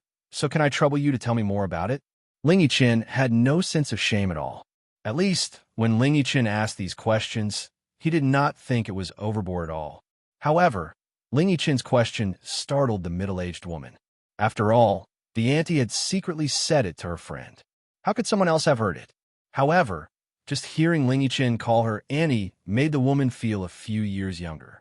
She immediately agreed to Ling Yichen's request.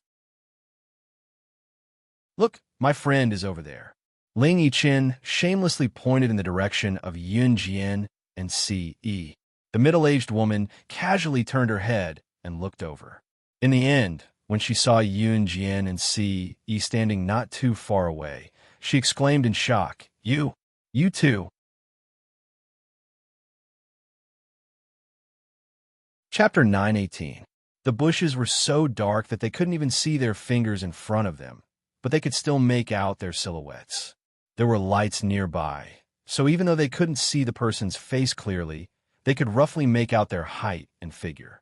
The Annie had rushed out from the bushes because she had seen something that made her feel shy and awkward. The Annie had almost died from embarrassment when she saw what had happened.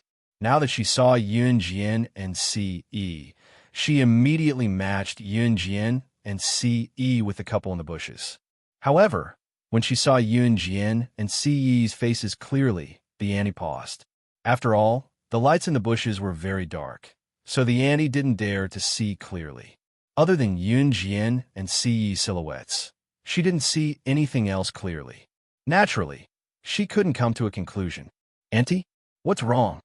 Ling Yichen asked in confusion as he watched the Annie look at Yun Jian and Ce. However, just as Ling Yichen said that, the auntie suddenly waved her hand and comforted herself. No, I probably hit the wrong number. My eyes are blurry because I'm old. I'm old and I can't see clearly. The auntie then turned her gaze to Yun Jian and Ce.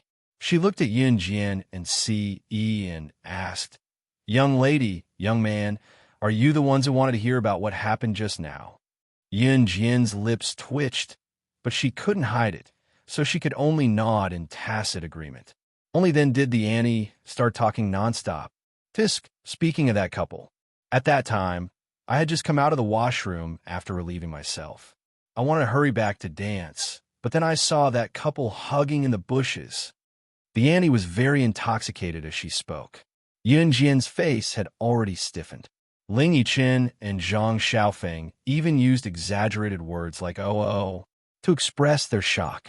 Hearing how Ling Yichen and Zhang Xiaofeng cooperated with her, the auntie became more and more agreeable. Hey, you guys weren't there, so you don't know. At that time, the man put his hand on the woman's butt. Tell me, isn't that a field battle? The auntie was quite fashionable. As she spoke, she even laughed twice. Ahem. Yun Jian couldn't help but cough when the woman said this. Auntie, are you in a hurry to go dancing? Yun Jian noticed this and turned to look at the auntie. At this moment, the auntie suddenly remembered that she had been so busy talking about this that she had forgotten to square dance with everyone. That was a new dance that she had just learned. She had already wasted a lot of time going to the toilet. If she didn't catch up now, how would she be able to learn it? Look at my memory. When one gets old, one's memory deteriorates. Hey, you guys have fun first. Auntie is going to dance. With that, the auntie waved at everyone present and then left the place very energetically. After that, only Ling Yichen, Zhang Xiaofeng, and a few others were left behind. They were intoxicated by the auntie's words, but their train of thought had suddenly been cut off. Looks like it really was a field battle. When did people become so daring these days? Big news, haha, big news. I'm going to tell Cindy tonight when I get back. Tomorrow, I'll tell the whole school about this. Ling Yichin was so excited that it seemed like he couldn't wait to let the whole world know about this. Chapter 919. Ling Yichin's agitated emotions instantly vanished. He had no idea what he had done to upset Yin Jian, so he was stunned. When he came back to his senses, Ling Yichin asked Yun Jian, "No, Yun Jian, why can't I say it? Don't say it if I tell you not to." Yun Jian only glanced at Ling Yichin, then turned to leave. After Yun Jian left, Si Yi naturally followed. When Zhang Xiaofeng saw this, he grinned and nudged Ling Yichin, then ran over to Yun Jian. Zhang Xiaofeng ran over to Yun Jian, and so did Zhang Jian. Ling Yichin did not follow them immediately. He stood where he was with a bunch of candied haws in his hands. Frowning, he could not help but complain to himself. Did I say something wrong? After saying that, Ling Yichin thought seriously for a while, then continued to talk to himself. I don't think I said anything wrong. Didn't I say that I wanted to tell Cindy and the other students in school about this? The two of them aren't the main characters in this matter. Why didn't Yun Jian let me say it? When he thought up to this point, Ling Yichin saw that Yun Jian and the others had already walked far away, so he stopped thinking. Who cares? Since Yun Jian said that he couldn't say it, then he wouldn't say it. After thinking it through, Ling Yichin shouted, "Wait for me, you guys!" After that, Ling Yichin sped over to where Yun Jian and the others were. The few of them went back to Chun Sinny's house in a hubbub. When they reached Chun Sinny's house, they realized that Ji Sha and the others had already returned. Chun Sinny's father, Chun Jinchuan, was treating them today because Chun Sinny had just been discharged from the hospital. The people Chun Jinchuan invited were basically his business friends. As for Ji Sha and the others, they were the children of Chun Jinchuan's business friends. Therefore, even if Ji Sha and the others wanted to go home, they had to go to Chun Sinny's house first before going home with their parents. Ji Sha and the others went to Chun Sinny's house first. Yun Jian and the others had not returned yet. However, as soon as Ji Sha and the others returned to Chun Sinny's house, Ji Sha saw Zhang, Chengrui's parents, whom Mo-san had taken out to feed the dog. Sha, you're back? Why didn't my Rui come back with you? Zhang Qingrui's mother looked around and asked suspiciously. Ji Sha was afraid of what had happened before, so she took a few deep breaths. But when she thought of the scene just now, Ji Sha was so scared that she didn't dare to tell the truth. Zhang Qingrui seemed to have said that he couldn't stay here any longer, so he went home first. We didn't pay much attention to him just now. This was the confession that Ji Sha had negotiated with a group of classmates. As long as they insisted that Zhang Qingrui had gone home first, then even if Zhang Qingrui went missing, they wouldn't be blamed. This brat, he actually ran home by himself again. Zhang Qingrui's mother said, through gritted teeth. Then, she smiled at Ji Sha and said, Sha, thank you for telling me. This brat, I'll give him a good beating when I get back. As she said that, Zhang Qingrui's mother pretended to be angry. Ji Sha smiled guiltily at Zhang Qingrui's mother. At this moment, the door was opened again. With Yun Jian and Si Yi leading the way, Zhang Xiaofeng, Ling Yichin, and Zhang Jian behind, the five of them walked in from the door. When Ji Sha and the others saw Yun Jian and the others, they trembled violently.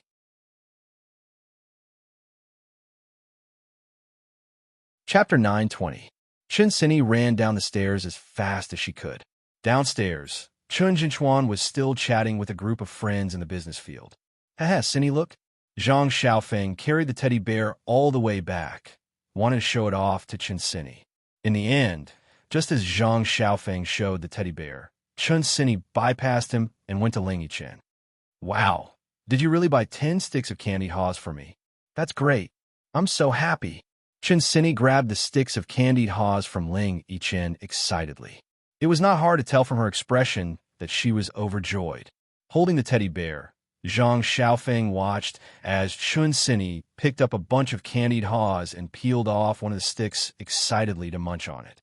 She had only eaten one when Chun Sini suddenly turned to look at Yun Jian and asked Yun Jian, Jian, do you want some? I've eaten. Yun Jian smiled faintly. Then I'll eat, Chun Sini said, and shook the stick of candied haws in her hand before swallowing them one bite at a time. The corner of Zhang Xiaofeng's mouth twitched. Was he completely ignored? After that, Zhang Xiaofeng continued wisely in order to regain his sense of presence on Chun Sini's side. Yun Jian threw the teddy bear back to you with the darts just now. Jinjin's amazing. Give it to me, give it to me, Chun Sini exclaimed and took the candied haw she was eating out of her mouth before dashing over to snatch the teddy bear from Zhang Xiaofeng's arms. My Jian is amazing, Chun Sini praised loudly as she spoke. Zhang Xiaofeng, who was standing aside, wanted to cry but had no tears. Why was his presence so insignificant in front of Chun Sini? You're all back? Come and have some fruits. Sini, ask your friends to come and have some. The fruits I just cut are fresh. Xia came out of the kitchen with a big plate of pineapples and freshly washed strawberries when she saw that Yun Jian and the rest were back. Okay, Chun Sini answered and led Yun Jian and the rest over. Other than Yun Jian and her friend's share, Xia had prepared everything. Not only did she have to entertain Yun Jian and her friends, but Chun Jinchuan's business friends as well. Jian, try this. These are natural strawberries my mom planted in the orchard. Chun Sini led the group over and picked up a big, red strawberry for Yun Jian as she spoke. Yun Jian smiled with her lips pressed together, but accepted it. After that, Yun Jian passed the strawberry to Ce. You eat it first. It was Yun Jian who gave her the strawberry. She would eat it no matter how much she disliked Ce. Moreover, Ce liked fruits quite a lot. Hence, Ce took the strawberry from Yun Jian. Jian, take it yourselves. Don't be shy, Chun Sini said loudly and took a bite of the candied haws in her hand happily. I'm sorry. What were you looking for? You can't go in here. You. The voice of Chun Sini's security guard rang from outside the door. Not long after that, the door was opened. I'm going to look for someone. I'll be right out. A pure American English voice rang out. The person who came in was tall and burly, standing over 1.9 meters tall. He spoke fluent English and charged in regardless of the obstruction. The poor security guard could not even converse with the person, nor could he stop him. When Yun Jian saw the person, however, there was a slight flicker in her eyes. Chapter 9:21. Yun Jian was not surprised to see Cornton. There was no need to ask how Cornton knew she was here. Yun Jian knew that it was a piece of cake for international bigwigs like him to find a specific address through a mobile phone. Yun Jian had called Cornton back then. She did not tell him her exact address, only giving the address of Country Z's, Zhe Province's Longmen City. However, Yun Jian knew that it was a piece of cake for Cornton to search for her exact location. Of course, the premise of all this was that Yun Jian did not object to Cornton searching for her exact location. If Yun Jian was unwilling, all she had to do was create an anti-hacking system to ensure that Cornton would not be able to find her. If Yun Jian really did that, Cornton would not be able to find her even if he got the hackers on the national hacker ranking to do it. Where are you? Where are you? Come out. Cornton looked around and yelled at the top of his lungs in pure American English. S was Cornton's abbreviation for Yun Jian's code name, an extract of SS. To Cornton, SS was abbreviated to S. However, with Cornton yelling and speaking in English, the security guard next to him was confused. He couldn't understand Cornton's words at all, but the security guard still held Cornton back and didn't let him in. Who is this? Why did he suddenly rush here? He's a foreigner, isn't he? Is he looking for someone? Wow, he's a foreigner.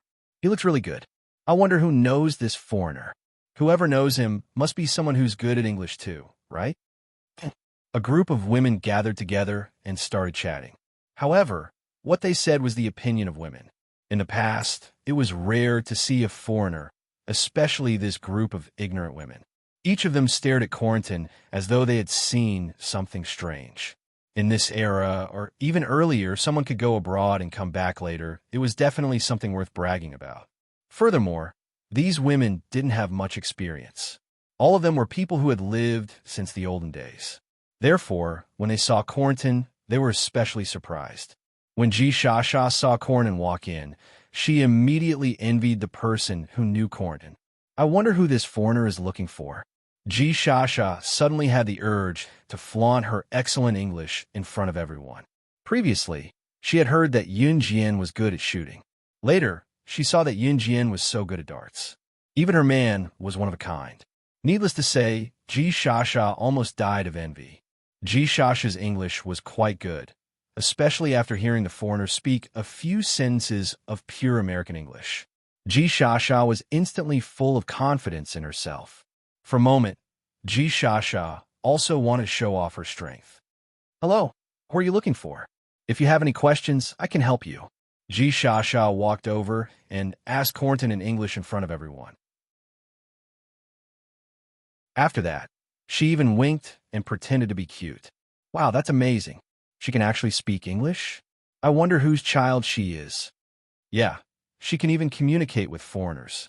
That's amazing. Chapter 922. Ji Shasha's smile deepened when she heard the chattering praises of the women around her. This was exactly the effect she wanted. Ji Shasha felt very good about the fact that she could speak English while Yun Jian and the rest could only stand by and watch her foolishly. Finally, there was something she could use that was better than Yun Jian. "This is my daughter. Isn't it just a few sentences in English? My child had a tutor every day to learn English when she was young. She didn't study seriously when she was young, so I was quite worried. But now, her English is pretty good and she can even communicate with foreigners. Oh, looks like the child has to relax a little. She can learn by herself." One of the women with lipstick stains that resembled the chickens but looked at Ji Shasha, who was talking to Cornton. Her head was almost raised to the sky. This woman was Ji Shasha's mother. She usually liked to dress up gorgeously and pretend to be a rich madam. Now that her daughter Ji Shasha had grown eyes in front of so many people, how could Ji Shasha's mother not boast? When this group of rich madams gathered together, they liked to boast about where they bought their perfumes and bags from and how they were more high-end than others. Now that they had children, there was no lack of women boasting. Ji Shasha's mother was a typical example. Ji Shasha was even more pleased with herself when she heard her mother's boasting. She looked at Cornton in front of her and waited for him to reply. Just as Ji Shasha was proudly raising her head and waiting for Cornton to reply to her to further show off her ability, a crisp and clear voice rang out. A crisp, bell-like female voice rang out. "Old man, your skin has gotten thicker. Are you courting death? You speak English so fluently?" These words were spoken in Chinese. When the people present suddenly heard such a crisp and beautiful female voice, they were all stunned. The most important thing was that this beautiful female voice was actually speaking in such a rude and vulgar tone. Even so, everyone present felt extremely comfortable when they heard it. Hearing this familiar tone, Cornton, who had ignored Ji Shasha just now, instantly turned his head. Ha, you really are here." At this moment, Cornton changed his emphasis on pure American English and spoke to Yun Jian in pure Mandarin. Cornton's Mandarin pronunciation was even more accurate than some of the native Z peoples. When Cornton saw Yun Jian, he sprinted to her in quick strides. Ji Shasha, who was standing in place, was dumbfounded. The group of gossipy women and noble women around them were also dumbfounded. Ji Shasha's mother, in particular, felt as if she had been slapped in the face. She stood there dumbfounded. Cornton knew Yun Jian, but that was not the main point. Why did Cornton call Yun Jian S? Just as everyone present was filled with doubts, Yun Jian's voice rang out again. "Is it fun to pretend that you can't speak Chinese?" As she spoke, she raised her eyebrows slightly. "Haha, it's not like that." Cornton was flustered by Yun Jian's stare. After a while, he spoke humbly and childishly. Cornton was a very playful old man. Cornton was not surprised by Yunjin's appearance. After all, slaying God used a different human skin mask every time she met someone in her previous life. She had never shown her real face to anyone. Therefore, Cornton did not doubt this. Speaking of which, since you've called me here, does that mean you've agreed to take me in as your disciple? Cornton did not forget his purpose. He looked at Yunjin expectantly and raised his voice. Upon hearing Cornton's words, everyone's eyes widened in shock. What? Did they hear wrongly? Chapter 923. Cornton could speak Chinese, but he had been communicating in English. This was a little trick he played with the people present. That was not all. Cornton, was a foreigner after all. Moreover, he was an old man who was tall and strong. In the end, he actually wanted to be Yun Jian's disciple. What was so great about Yun Jian that made Cornton beg to be her disciple? Everyone present was puzzled. However, just when everyone present was confused about the situation, Yun Jian's voice sounded again. I need your help with something. Yun Jian casually stated her purpose. However, before Yun Jian could say what she needed his help with, Cornton agreed in an exaggerated manner. No problem. As long as you accept me as your disciple, I'll promise you anything. As he spoke, as if to show his sincerity, Cornton even patted his sturdy chest in an exaggerated manner and promised, I'll give you all the honor you want from me, Cornton. To Cornton, the most precious thing he had was all the honors he had received in his life. The title of the world's top mechanic, and so on. However, compared to being able to be Yun Jian's disciple, this was nothing at all. Yun Jian curled her lips slightly.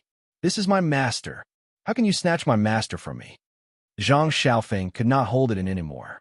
Now that he heard Cornton saying that he wanted Yun Jian to accept him as her disciple, he immediately stood up to stop him. In fact, even if Zhang Xiaofeng did not stand up to stop him, Yun Jian would not accept Cornton as her disciple. There was no need to ask why. She would not accept him. However, as soon as Zhang Xiaofeng finished his sentence, a slightly plump middle-aged man dressed as a businessman stepped forward and asked Cornton in surprise, Mr. Cornton, what do you mean by Mr. Cornton? Cornton? Are you Mr. Cornton, the top mechanic in Country M who once made international headlines and was hailed as the world's most outstanding mechanic? Zhang Xiaofeng, who had just accused Cornton of trying to steal his master, was confused by the middle-aged man's words.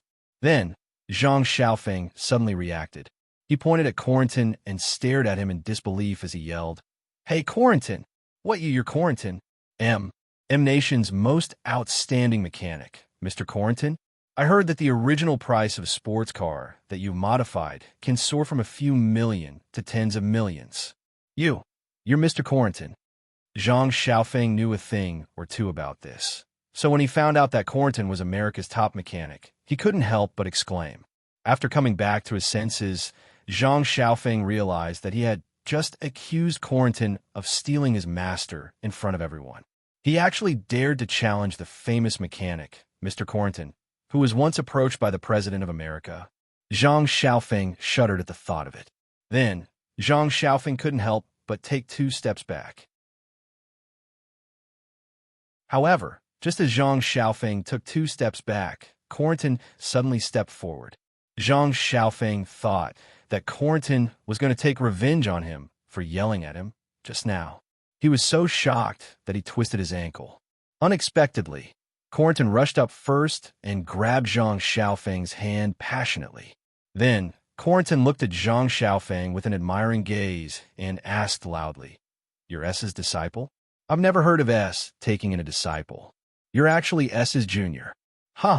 Please teach me how to become S's disciple. Cornton's excited look coupled with his exposed identity. Everyone present was stunned, especially Ji Sha and the others. Their faces looked as if they had just eaten **T.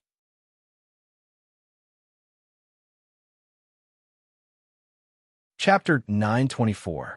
Seeing Cornton's actions, everyone present stood rooted to the ground in shock. Ji Sha, who had wanted to use her ability to speak English to convince everyone present by talking to Corentin, was already dumbfounded. Who was Corentin? The plump middle-aged man dressed as a businessman, and Zhang Xiaofeng had already introduced him in detail. Even if one did not know Corentin's identity, one could roughly guess his identity.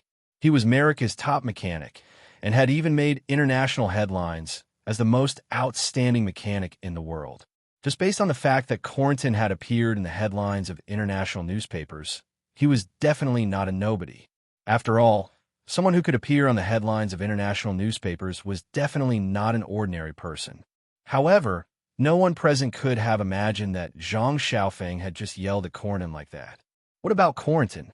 In order to become Yun Jian's disciple, Corentin actually used such a polite tone to greet Zhang Xiaofeng. Zhang Xiaofeng was shocked by Corentin's behavior. In the end, it was Corentin who held him up. Zhang Xiaofeng did not expect his master to have such great influence. Not only did Corentin not run over to beat him up after hearing his words, but he even begged him to teach him how to be Yun Jian's disciple. A top mechanic in the world actually wanted to be Yun Jian's disciple. Zhang Xiaofeng instantly felt that he had gained a lot of face. After he steadied himself, he even put his fist to his mouth and coughed softly. It was as though he was pretending to be a big shot. After that, Zhang Xiaofeng stood on his tiptoes and patted Corentin's shoulder, who was half a head taller than him. Then he taught him proudly, "You don't know how much effort I put in to become her disciple. I've used all my trump cards. Otherwise, my master wouldn't have accepted me. Do you want to learn? If you want to learn, I'll..." Zhang Xiaofeng, keep bragging. I can't blow you away. Just as Zhang Xiaofeng was proudly bragging, Chun Sini walked over, jumped up, and smashed Zhang Xiaofeng's head hard. "Oh, whoa!" Zhang Xiaofeng roared after being hit in the head by Chun Sini. "He's just spouting nonsense.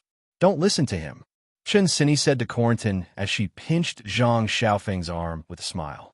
Seeing Chun Sini treat Zhang Xiaofeng so rudely, Corentin was dumbfounded. He was stunned for a moment before he reacted. "You people are so bold." Corentin forcefully swallowed the word rude back into his stomach. Corentin smiled at Chun Sini before turning back to Yun Jian. "Yes, take me in. I'm very obedient. I'll even run errands for you." As he spoke, Corentin revealed a cute smile. "You're an old man with half a foot in the coffin, yet you're still trying to act cute. It'll be strange if you don't scare people to death." The people around could not help but criticize him in their hearts. Yun Jian pursed her lips and smiled. Just as she was about to say something, the sound of a sports car drifting to a stop outside the door was heard again. As the guard uncle had stopped Corentin from entering and had chased him all the way here, there was no one guarding the door now. Now that they heard someone speeding in from outside the door, everyone present was stunned. "Who's here again?" Just as Yun Jian turned to the door, she saw a middle-aged man in a formal suit running into the house, looking rather down and out. After the middle-aged man ran in, he looked around and finally locked onto Chun Jinchuan. Under everyone's surprised gaze, he ran and knelt in front of Chun Jinchuan.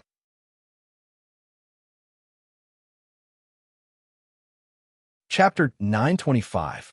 Just now, when they saw this man with a caliper running in from outside the house, the people present might have felt a little surprised.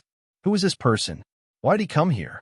No one knew him either, or someone would have called out to him the moment he entered. It was only when the man with a styled head rushed in and knelt before Chun Jinchuan as he shouted those words that the crowd suddenly recalled. Baiguang Model Agency was suddenly banned not long ago. As for why it was banned, it was said that Chun Jinchuan's daughter, Chun Sini, was almost tricked into taking a nude photo by Baiguang Model Agency's talent scout. Chun Sini was unwilling to do so these people tried to force her. In the end, Chun Sini was forced to commit suicide by smashing a vase to protect her innocence. It was said that she used the broken piece of the vase to cut open the pulse on her hand. If it were not for her friend who came to save her, Chun Sini would have been a cold corpse by now. As a father, how could Chun Jinchuan allow his daughter to be bullied like this? Today's banquet was held because Chun Sini had just been discharged from the hospital. In addition to what the man with a styled head said, It was not difficult for the crowd to figure out the cause and effect of the incident. The man with a styled head must be the director of Baiguang Model Agency, Qi Jinxing. Qi Jinxing founded Baiguang Model Agency single-handedly, but the crowd had heard quite a lot about him. Baiguang Model Agency was not clean to begin with. As the director of Baiguang Model Agency, Qi Jinxing must have infiltrated many female celebrities and models in the company. In spite of it, Baiguang Model Agency was quite successful. Not long ago, it was even named as the company with the most potential for development. In the end, it was because of Chun Sinny's incident that Baiguang Model Agency was completely banned. Everyone had their suspicions, and now that Qi Jinxing was kneeling before Chun Jinchuan, their suspicions were confirmed. Baiguang Model Agency must have been banned by Chun Jinchuan. Ha ha, Jinchuan, I've said it before. Who else in Longmen City has the ability to ban Baiguang Model Agency other than you? You're amazing. Zhang Guodong, who had been sucking up to Chun Jinchuan before, seized the opportunity to step forward. He didn't care that Baiguang Model Agency's CEO, Qi Jinxing, was still there. He immediately praised Chun Jinchuan to the skies. With Zhang Guodong's words, the people present were more willing to believe that Chun Jinchuan had banned Baiguang Model Agency. Baiguang Model Agency was a huge company. Other than Chun Jinchuan, there was no one else in Longmen City who had the ability to ban Baiguang. Therefore, the surrounding people pointed and whispered, but the words of the surrounding people were all praising Chun Jinchuan to the skies. Qi Jinxing's appearance diverted the attention of those who had been paying attention to quarantine. Just when everyone thought so, Chun Jinchuan spoke to Qi Jinxing. Baiguang Model Agency wasn't shut out by me, but your company deserved it. With that, Chun Jinchuan kicked Qi Jinxing away. How could Chun Jinchuan accept Qi Jinxing's apology? Chun Jinchuan wanted nothing more than to destroy Baiguang Model Agency and make it disappear from this world forever. Just as Chun Jinchuan finished his words, Yin Jian continued, I've said that Baiguang Model Agency will become history. It's your fault for messing with someone you shouldn't have.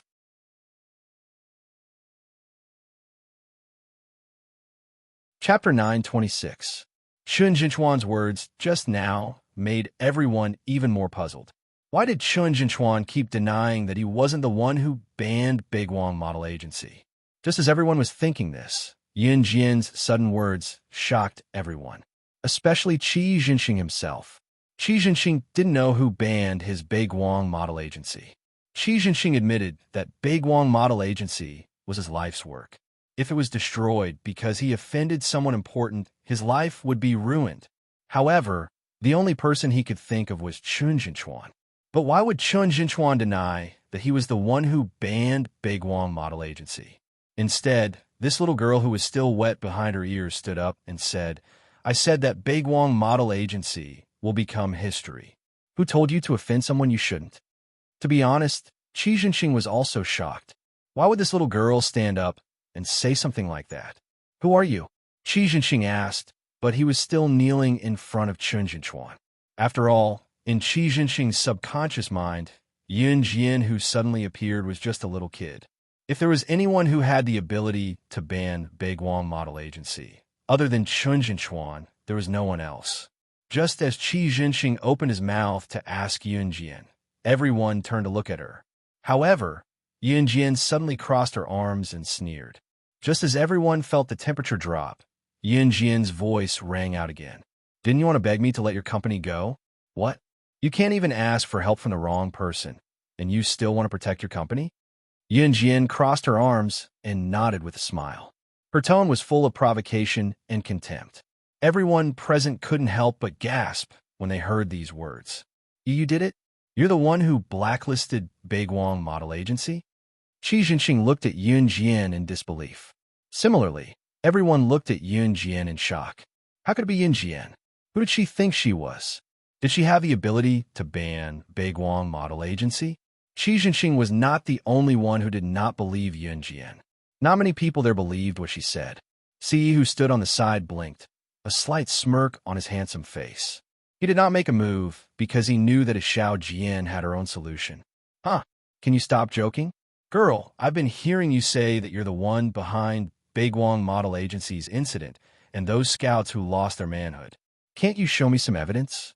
Can't you stop making so much trouble? Who do you think you are? Do you think you're up to the heavens? It was not Zhang Guodong's first time hearing Yunjian admit that she was the one who did it, so he was annoyed and was even more annoyed by what she said now. Just a girl's 8. S is the SSS A's have. You're asking who S is? Cornton pointed at Yunjian exaggeratedly before continuing in an even more exaggerated tone. What's this Baegwang special agency you're talking about? Do you know Rongyao Company, one of the top 10 international corporations?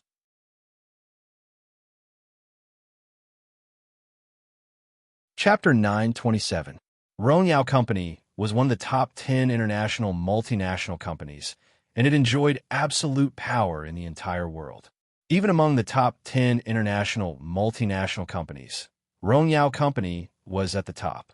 Countless international businessmen and politicians were proud to be able to cooperate with Rongyao Company. Countless business elites, or top students who graduated from major universities all over the world, and the top students among the top students, all fought to squeeze into Rongyao Company. Rongyao Company was in existence with absolute influence in the world. It was also Yunjian's power in her previous life, and it was now under the control of Siren. When Yunjian had just been reborn into the body of the original owner, the first time she went to an internet cafe after being reborn, she used hacking skills to invade Rongyao Company's system and stole a large sum of money from it. Stealing money from oneself? Wasn't it referring to people like Yunjian? Because the person in charge of Rongyao Company was Siren. Siren was Yunjian's subordinate, and she was in charge of Rongyao Company for Yunjian. Yunjian herself was the boss of Rongyao Company, which meant that the founder of Rongyao Company was Yunjian. The people present might not have heard of Country M's top mechanic, Cornton, but it was impossible for them not to have heard of Rongyao Company, one of the top 10 international multinational companies. It was an internationally famous company. Therefore, when everyone present heard Cornton's words, they all maintained their original stupefied actions and froze in place. That look was no different from a person who had been scared silly. Cornton spoke in Chinese just now, so everyone present could understand. But what did Cornton just say? Yunjian was the boss of Rongyao Company, one of the top 10 international multinational companies? Well, what kind of joke was this? How old was she? She was still underage, okay? She was about the same age as Chun Sini and was still a junior high school student. Everyone present was completely stunned. At the same time, everyone kept their mouths in the shape of an O. It was as if they were shocked by something and were completely unable to move. The existence of Rongyao Company, whether it was Baegwang Model Agency or Chun Jinchuan's company, was not even qualified to touch the Rongyao Company. It could be said that if Rong and Yao wanted to destroy Baegwang Model Agency or Chun Jinchuan's company, it would only take a phone call. Not to mention that the CEO of Rongyao Company had made a move. Most of the people present believed Cornton's words. Furthermore, Cornton's respect for Yunjian and his insistence on becoming Yunjian's disciple were all sorts of things. It could be concluded that if Yunjian was not the CEO of Rongyao Company, why would the internationally renowned mechanic, Mr. Cornton, fly a helicopter all the way from Country M to become her disciple? However, after receiving this answer, everyone was unable to react for a while.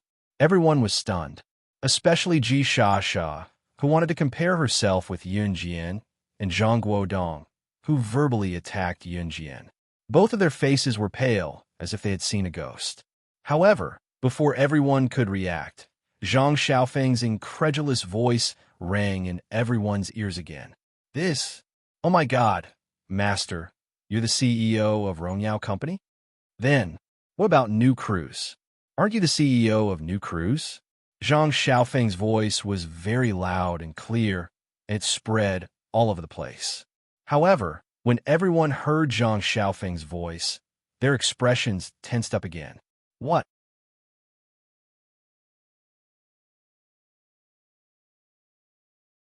Chapter 928. Zhang Xiaofeng, Ling Yiqin, and Chen Sini had been learning from Zhang Jifan, who was managing new crews on behalf of Yunjian for a long time now. Zhang Xiaofeng, Ling Yiqin, and Ling Yiqin would learn about managing a company from Zhang Jifan whenever it was time. They had heard a lot about Yunjian from Zhang Jifan.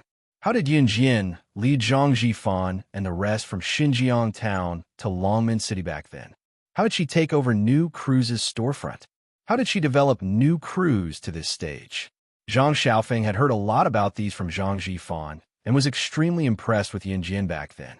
Now that he heard that Yunjian was actually the boss of Rongyao Company, one of the top 10 international corporations, Zhang Xiaofeng nearly fainted from shock. It was because Yunjian was the boss of New Cruz.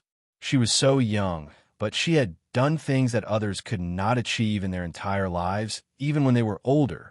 Although everyone present believed that Yunjian was the boss of Rongyao Company and the director of New Cruz after listening to Cornton and Zhang Xiaofeng, they were still waiting for Yunjian's answer. Therefore, they shifted their gaze to Yunjian, waiting for her reaction. Yunjian's gaze was trained on Zhang Xiaofeng. She pressed her lips together, her red lips curling up slightly. After a while, Yunjian spoke. "That's right. Rongyao Company and New Cruz are mine." She was not afraid of publicity. Of course, so what if she did not admit it? Cornton, the old man, and Zhang Xiaofeng, the young man, had already revealed it. Cornton, the old man, and Zhang Xiaofeng snickered when they saw Yunjian admit it. Those who stood around, including Ling Yiqin and Chen Sini, Chen Jinchuan and his wife Xia, Zhang Guodong, and even Ji Sha, were all shocked. Not a single one of them was not surprised. At this moment, everyone's expression was the same. Of course, Si Yi was the exception. Si Yi was silent, watching the scene before her nonchalantly. "So Baiguan Model Agency is really you." Zhang Guodong was so regretful that his intestines were about to turn green. Once he recalled how he had treated Yunjian just now, he shuddered in fear. Now that he had thought it through, he knew the truth. Yunjian was New Cruz's director. However, no matter how regretful Zhang Guodong was, he dared not talk to Yunjian. This was because Zhang Guodong knew that if he spoke to Yunjian now, he would definitely die a horrible death. Just by looking at how Chen Sini was hurt by Baiguan Model Agency's talent scout, and how Yunjian had blacklisted Baiguan Model Agency, it was obvious that she was not a pushover. Considering the previous incident, no one present dared to talk to Yunjian. In the end, no one dared to speak up until Yunjian bade farewell to Chen Sini and the rest, and returned home with Cornton and Si. At this moment, Yunjian had left the group of stunned people behind. However, Yunjian did not return to Dong Ruan's house. Instead, she went straight to Ge Yunjian's house. This was because Yunjian knew that Qin Yiru was at Ge Yunjian's house. However, she had a more important matter to attend to. Just as she arrived at the entrance of Ge Yunjian's house, Yunjian saw a rather tall Ge Xian with a red, yellow, blue, and green hairstyle standing at the entrance and looking into the distance. She did not know what he was looking at. Ge Xian only reacted when he saw Yunjian and the other two approaching. "You?" Ge Xian looked at Yunjian. Just as he was about to shout, he walked around Yunjian and saw Cornton behind Yunjian. "Mr. Cornton!" Ge Xian exclaimed in shock when he saw the person clearly. Then, he shifted his gaze to Yunjian. The shock in his heart could not be described with words. Yunjian actually managed to invite Mr. Cornton here.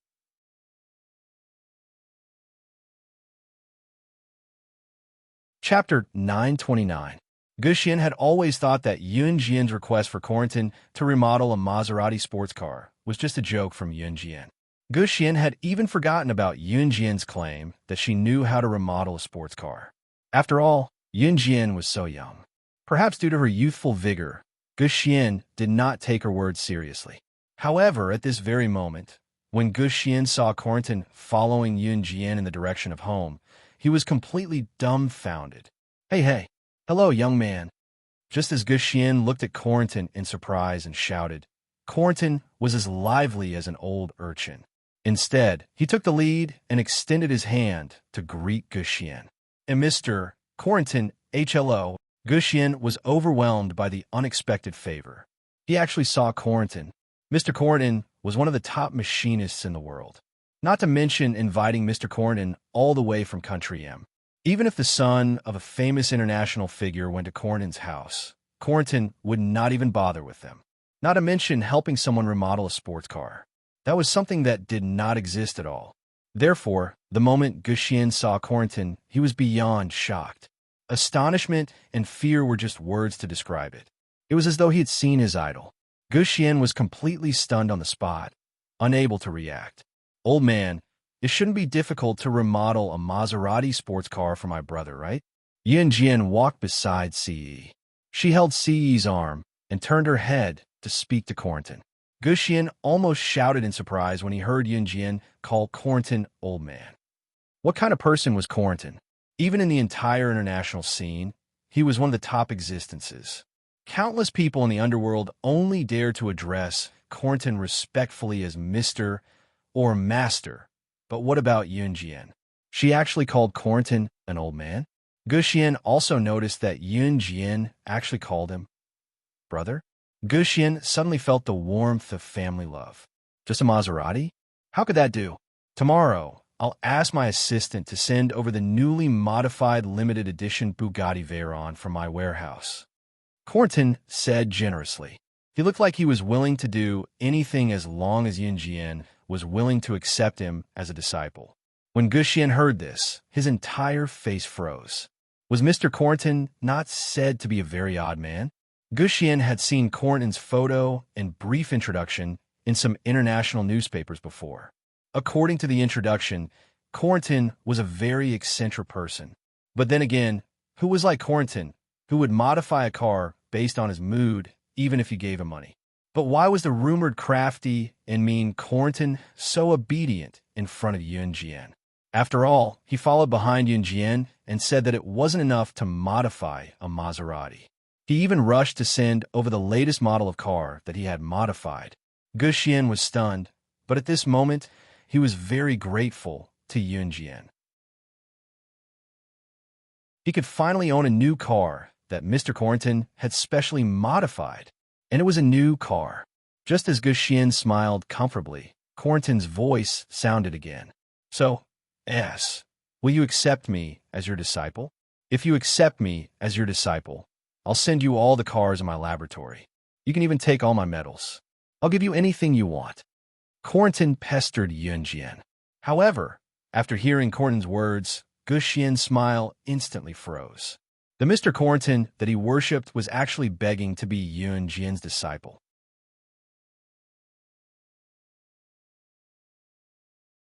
Chapter 9:30. This was Mr. Corentin. He was willing to exchange all his honor for Yunjian to accept him as her disciple. Guxian was completely dumbfounded. He stood rooted to the ground in a daze. He thought that Yunjian would definitely agree to Corentin's request. In the end, Yunjian directly rejected Corentin. No, Guxian was stunned. He thought that a big shot like Corentin would definitely be infuriated by Yunjian's rejection. As a matter of fact, Corentin was fuming as well. Just as he did so, Guxian saw him shaking his buttocks and looking at Yunjian like an innocent child, exhaling and saying, I'm sorry, but I'm sorry, I'm sorry. No, no, no. Accept me. I'll be very obedient. I'll even run errands for you. I'll do anything. Corentin's behavior gave Guxian goosebumps all over. An old man with one foot in the grave was shaking his buttocks and acting coquettishly in front of a young man. Just the thought of this scene sent shivers down one's spine. Corentin shook his buttocks and tried to reach out to grab Yunjian's arm to further act coquettishly. Just as Corentin's hand reached out, and before he could touch Yunjian's arm, it was caught by an even more slender and well-defined hand.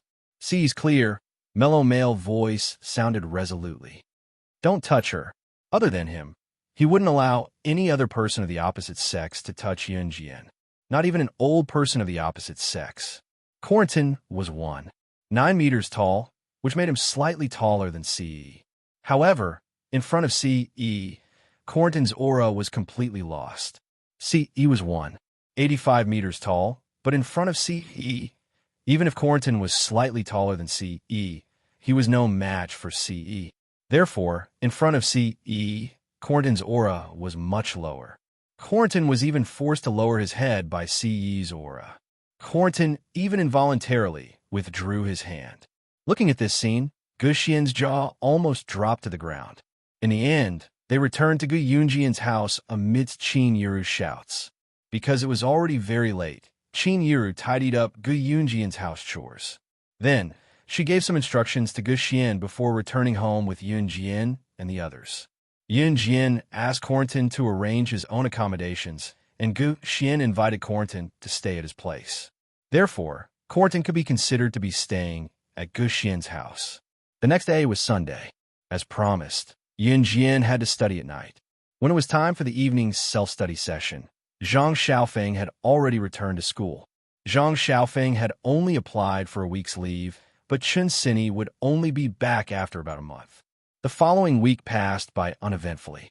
Yunjian had been paying attention in class this week.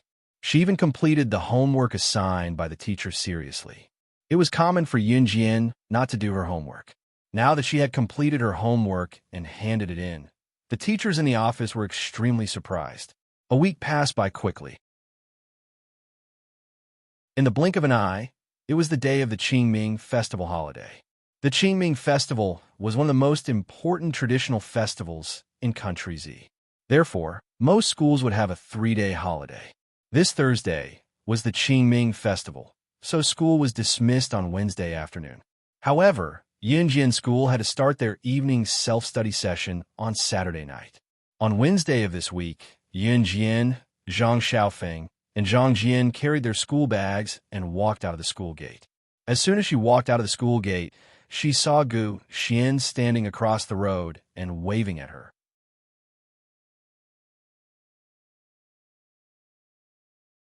Chapter 9:31. Gu Xian had taken a long leave of absence this time. He would still return to study abroad after this, but he could stay at home for the next few days. Cornton's arrival especially made Gu Xian even more reluctant to return to school early. Moreover, ever since Yunjian brought Cornton to Gu Xian that night, Gu Xian had been addressing Yunjian as little sister. Although Gu Xian and Yunjian were not blood-related at all, Yunjian could tell that Gu Xian truly treated her as a little sister. Gu Xian was Gu Yunjian's biological son. Since Gu Xian could turn for the better, it meant that Qin Yiru could get along better with Gu Junjian after marrying Gu Junjian. In that case, why wouldn't Yunjian be happy? Go. Yunjian nodded. Then, she paused and said, I might be a little late tonight. You guys go ahead first. She had promised Ning Lanlan that she would go shopping tonight. Ning Lanlan was a student of foreign languages high school. However, Ning Lanlan was lively by nature. If it were other girls, they would have parted ways long ago after becoming friends with Yunjian because they were not from the same school. However, Ning Lanlan would still look for Yunjian when she was free. When they went to Nilong River for a barbecue last time, Ning Lanlan came to borrow salt. This time, she lent a friend. Yunjian also felt that she got along well with Ning Lanlan, so she did not refuse to go out with Ning Lanlan. Okay. Gu Xian was overjoyed when he heard that Yunjian would be coming. How could he refuse? Hence, he agreed immediately. The more Gu Xian looked at Yunjian, the more he liked his new little sister. Even Qin Yiru was pleasing to the eye. If Gu Xian was a little repulsed by Yunjian and Qin Yiru's existence in the beginning, Gu Xian truly treated Yunjian and Qin Yiru as his family from the bottom of his heart now. Gu Xian had come to the school to inform Yunjian and was urged by his friend to drive to the only racing track in Longmen City right after he said that. Those who loved racing could naturally find a dedicated racetrack. Gu Xian had stayed in Longmen City for 2 days and was bored out of his wits when he could not touch a race car. So he went to Longmen City's racetrack. After Gu Xian left, Yunjian went back to Dong Ruan's house and left her bag there before running out. She had not returned from Anhan. In the downtown area of Longmen City, Yunjian met up with Ning Lanlan. Jian, you're here. Ning Lanlan was thrilled when she saw Yunjian and hooked her arm around Yunjian's. Come, let's walk around there. Ning Lanlan came to look for Yunjian alone. She did not have any friends with her. Yunjian nodded. There were quite a lot of downtown areas in Longmen City. Ning Lanlan dragged Yunjian to wander around. When they passed by a mall just now, something black and flesh-colored flashed across their eyes. Wow, Jian, let's go check it out. Ning Lanlan pointed at a lingerie shop in the mall and ran in with Yunjian in tow. Welcome. The attendant in the lingerie shop smiled at Ning Lanlan and Yunjian in a friendly manner, looking like she wanted to follow them to introduce her store's products. We're just walking around on our own. You don't have to follow us. Ning Lanlan waved at the attendant. The attendant flashed her a friendly smile as well. When Ning Lanlan saw that the attendant really did not follow them, she pulled Yunjian to a corner of the lingerie shop playfully. When Ning Lanlan saw that there was no one around, she picked out a piece that was so thin that it was almost transparent from the row of lingerie and stuffed it into Yunjian's arms.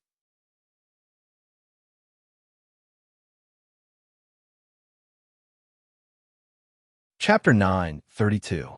When Yunjian was first brought into the lingerie shop by Ning Lanlan, she was still rather surprised. Why did shopping turn into a lingerie shop? It was only now that Yunjian realized what was going on. This was what Ning Lanlan had in mind. She wanted her to buy sexy lingerie. After becoming friends with Ning Lanlan, the latter had been visiting her almost every day for the past week. Although school ended late, Ning Lanlan did not miss a single day. As long as C.E. was in Longmen City at night, he would come to her school to pick her up. It was not Ning Lanlan's first time seeing C.E. Yunjian did not think much about it before, but what was going on now? Ning Lanlan was hinting that she should wear this thin and transparent, sexy lingerie to C.E. Yunjian felt that if she really did that, she might really be, "What are you thinking about?" Yunjian said, and shoved the sexy lingerie back onto the rack. Once Yunjian thought about wearing this thin piece of clothing that looked no different from wearing nothing in front of C. Was she crazy? How could she be thinking about something like that? If the people around them took a closer look, they would be able to see that Yunjian's cheeks were flushed with a faint blush. Buy it. Buy it. Ning Lanlan pulled Yunjian's hand and shook it before running to the front desk with the lingerie that was hung back on the rack. I'll pay. Heh. Ning Lanlan paid before Yunjian could reject her. The receptionist at the front desk looked at Ning Lanlan and Yunjian with an odd gaze, but settled the bill for Ning Lanlan in the end. In the end, even Yunjian did not know how she ended up with the lingerie that Ning Lanlan bought. Ning Lanlan played with Yunjian until 6 or 7 in the evening before she checked the time and was ready to go home. Before she left, Ning Lanlan stole a glance at Yunjian and said with a grin, "Jian, you must wear it. Ha ha ha. Try to pounce on him. You have to tell me how it feels when you're done." Heh. Ning Lanlan chuckled exaggeratedly and ran 2 steps away from Yunjian while waving the bag at her hand. 2 steps later, Ning Lanlan remembered that she still had something to tell Yunjian, so she skipped back to her again. "Jian, I forgot to tell you. I'm going to the zoo for a spring outing with my friends tomorrow morning.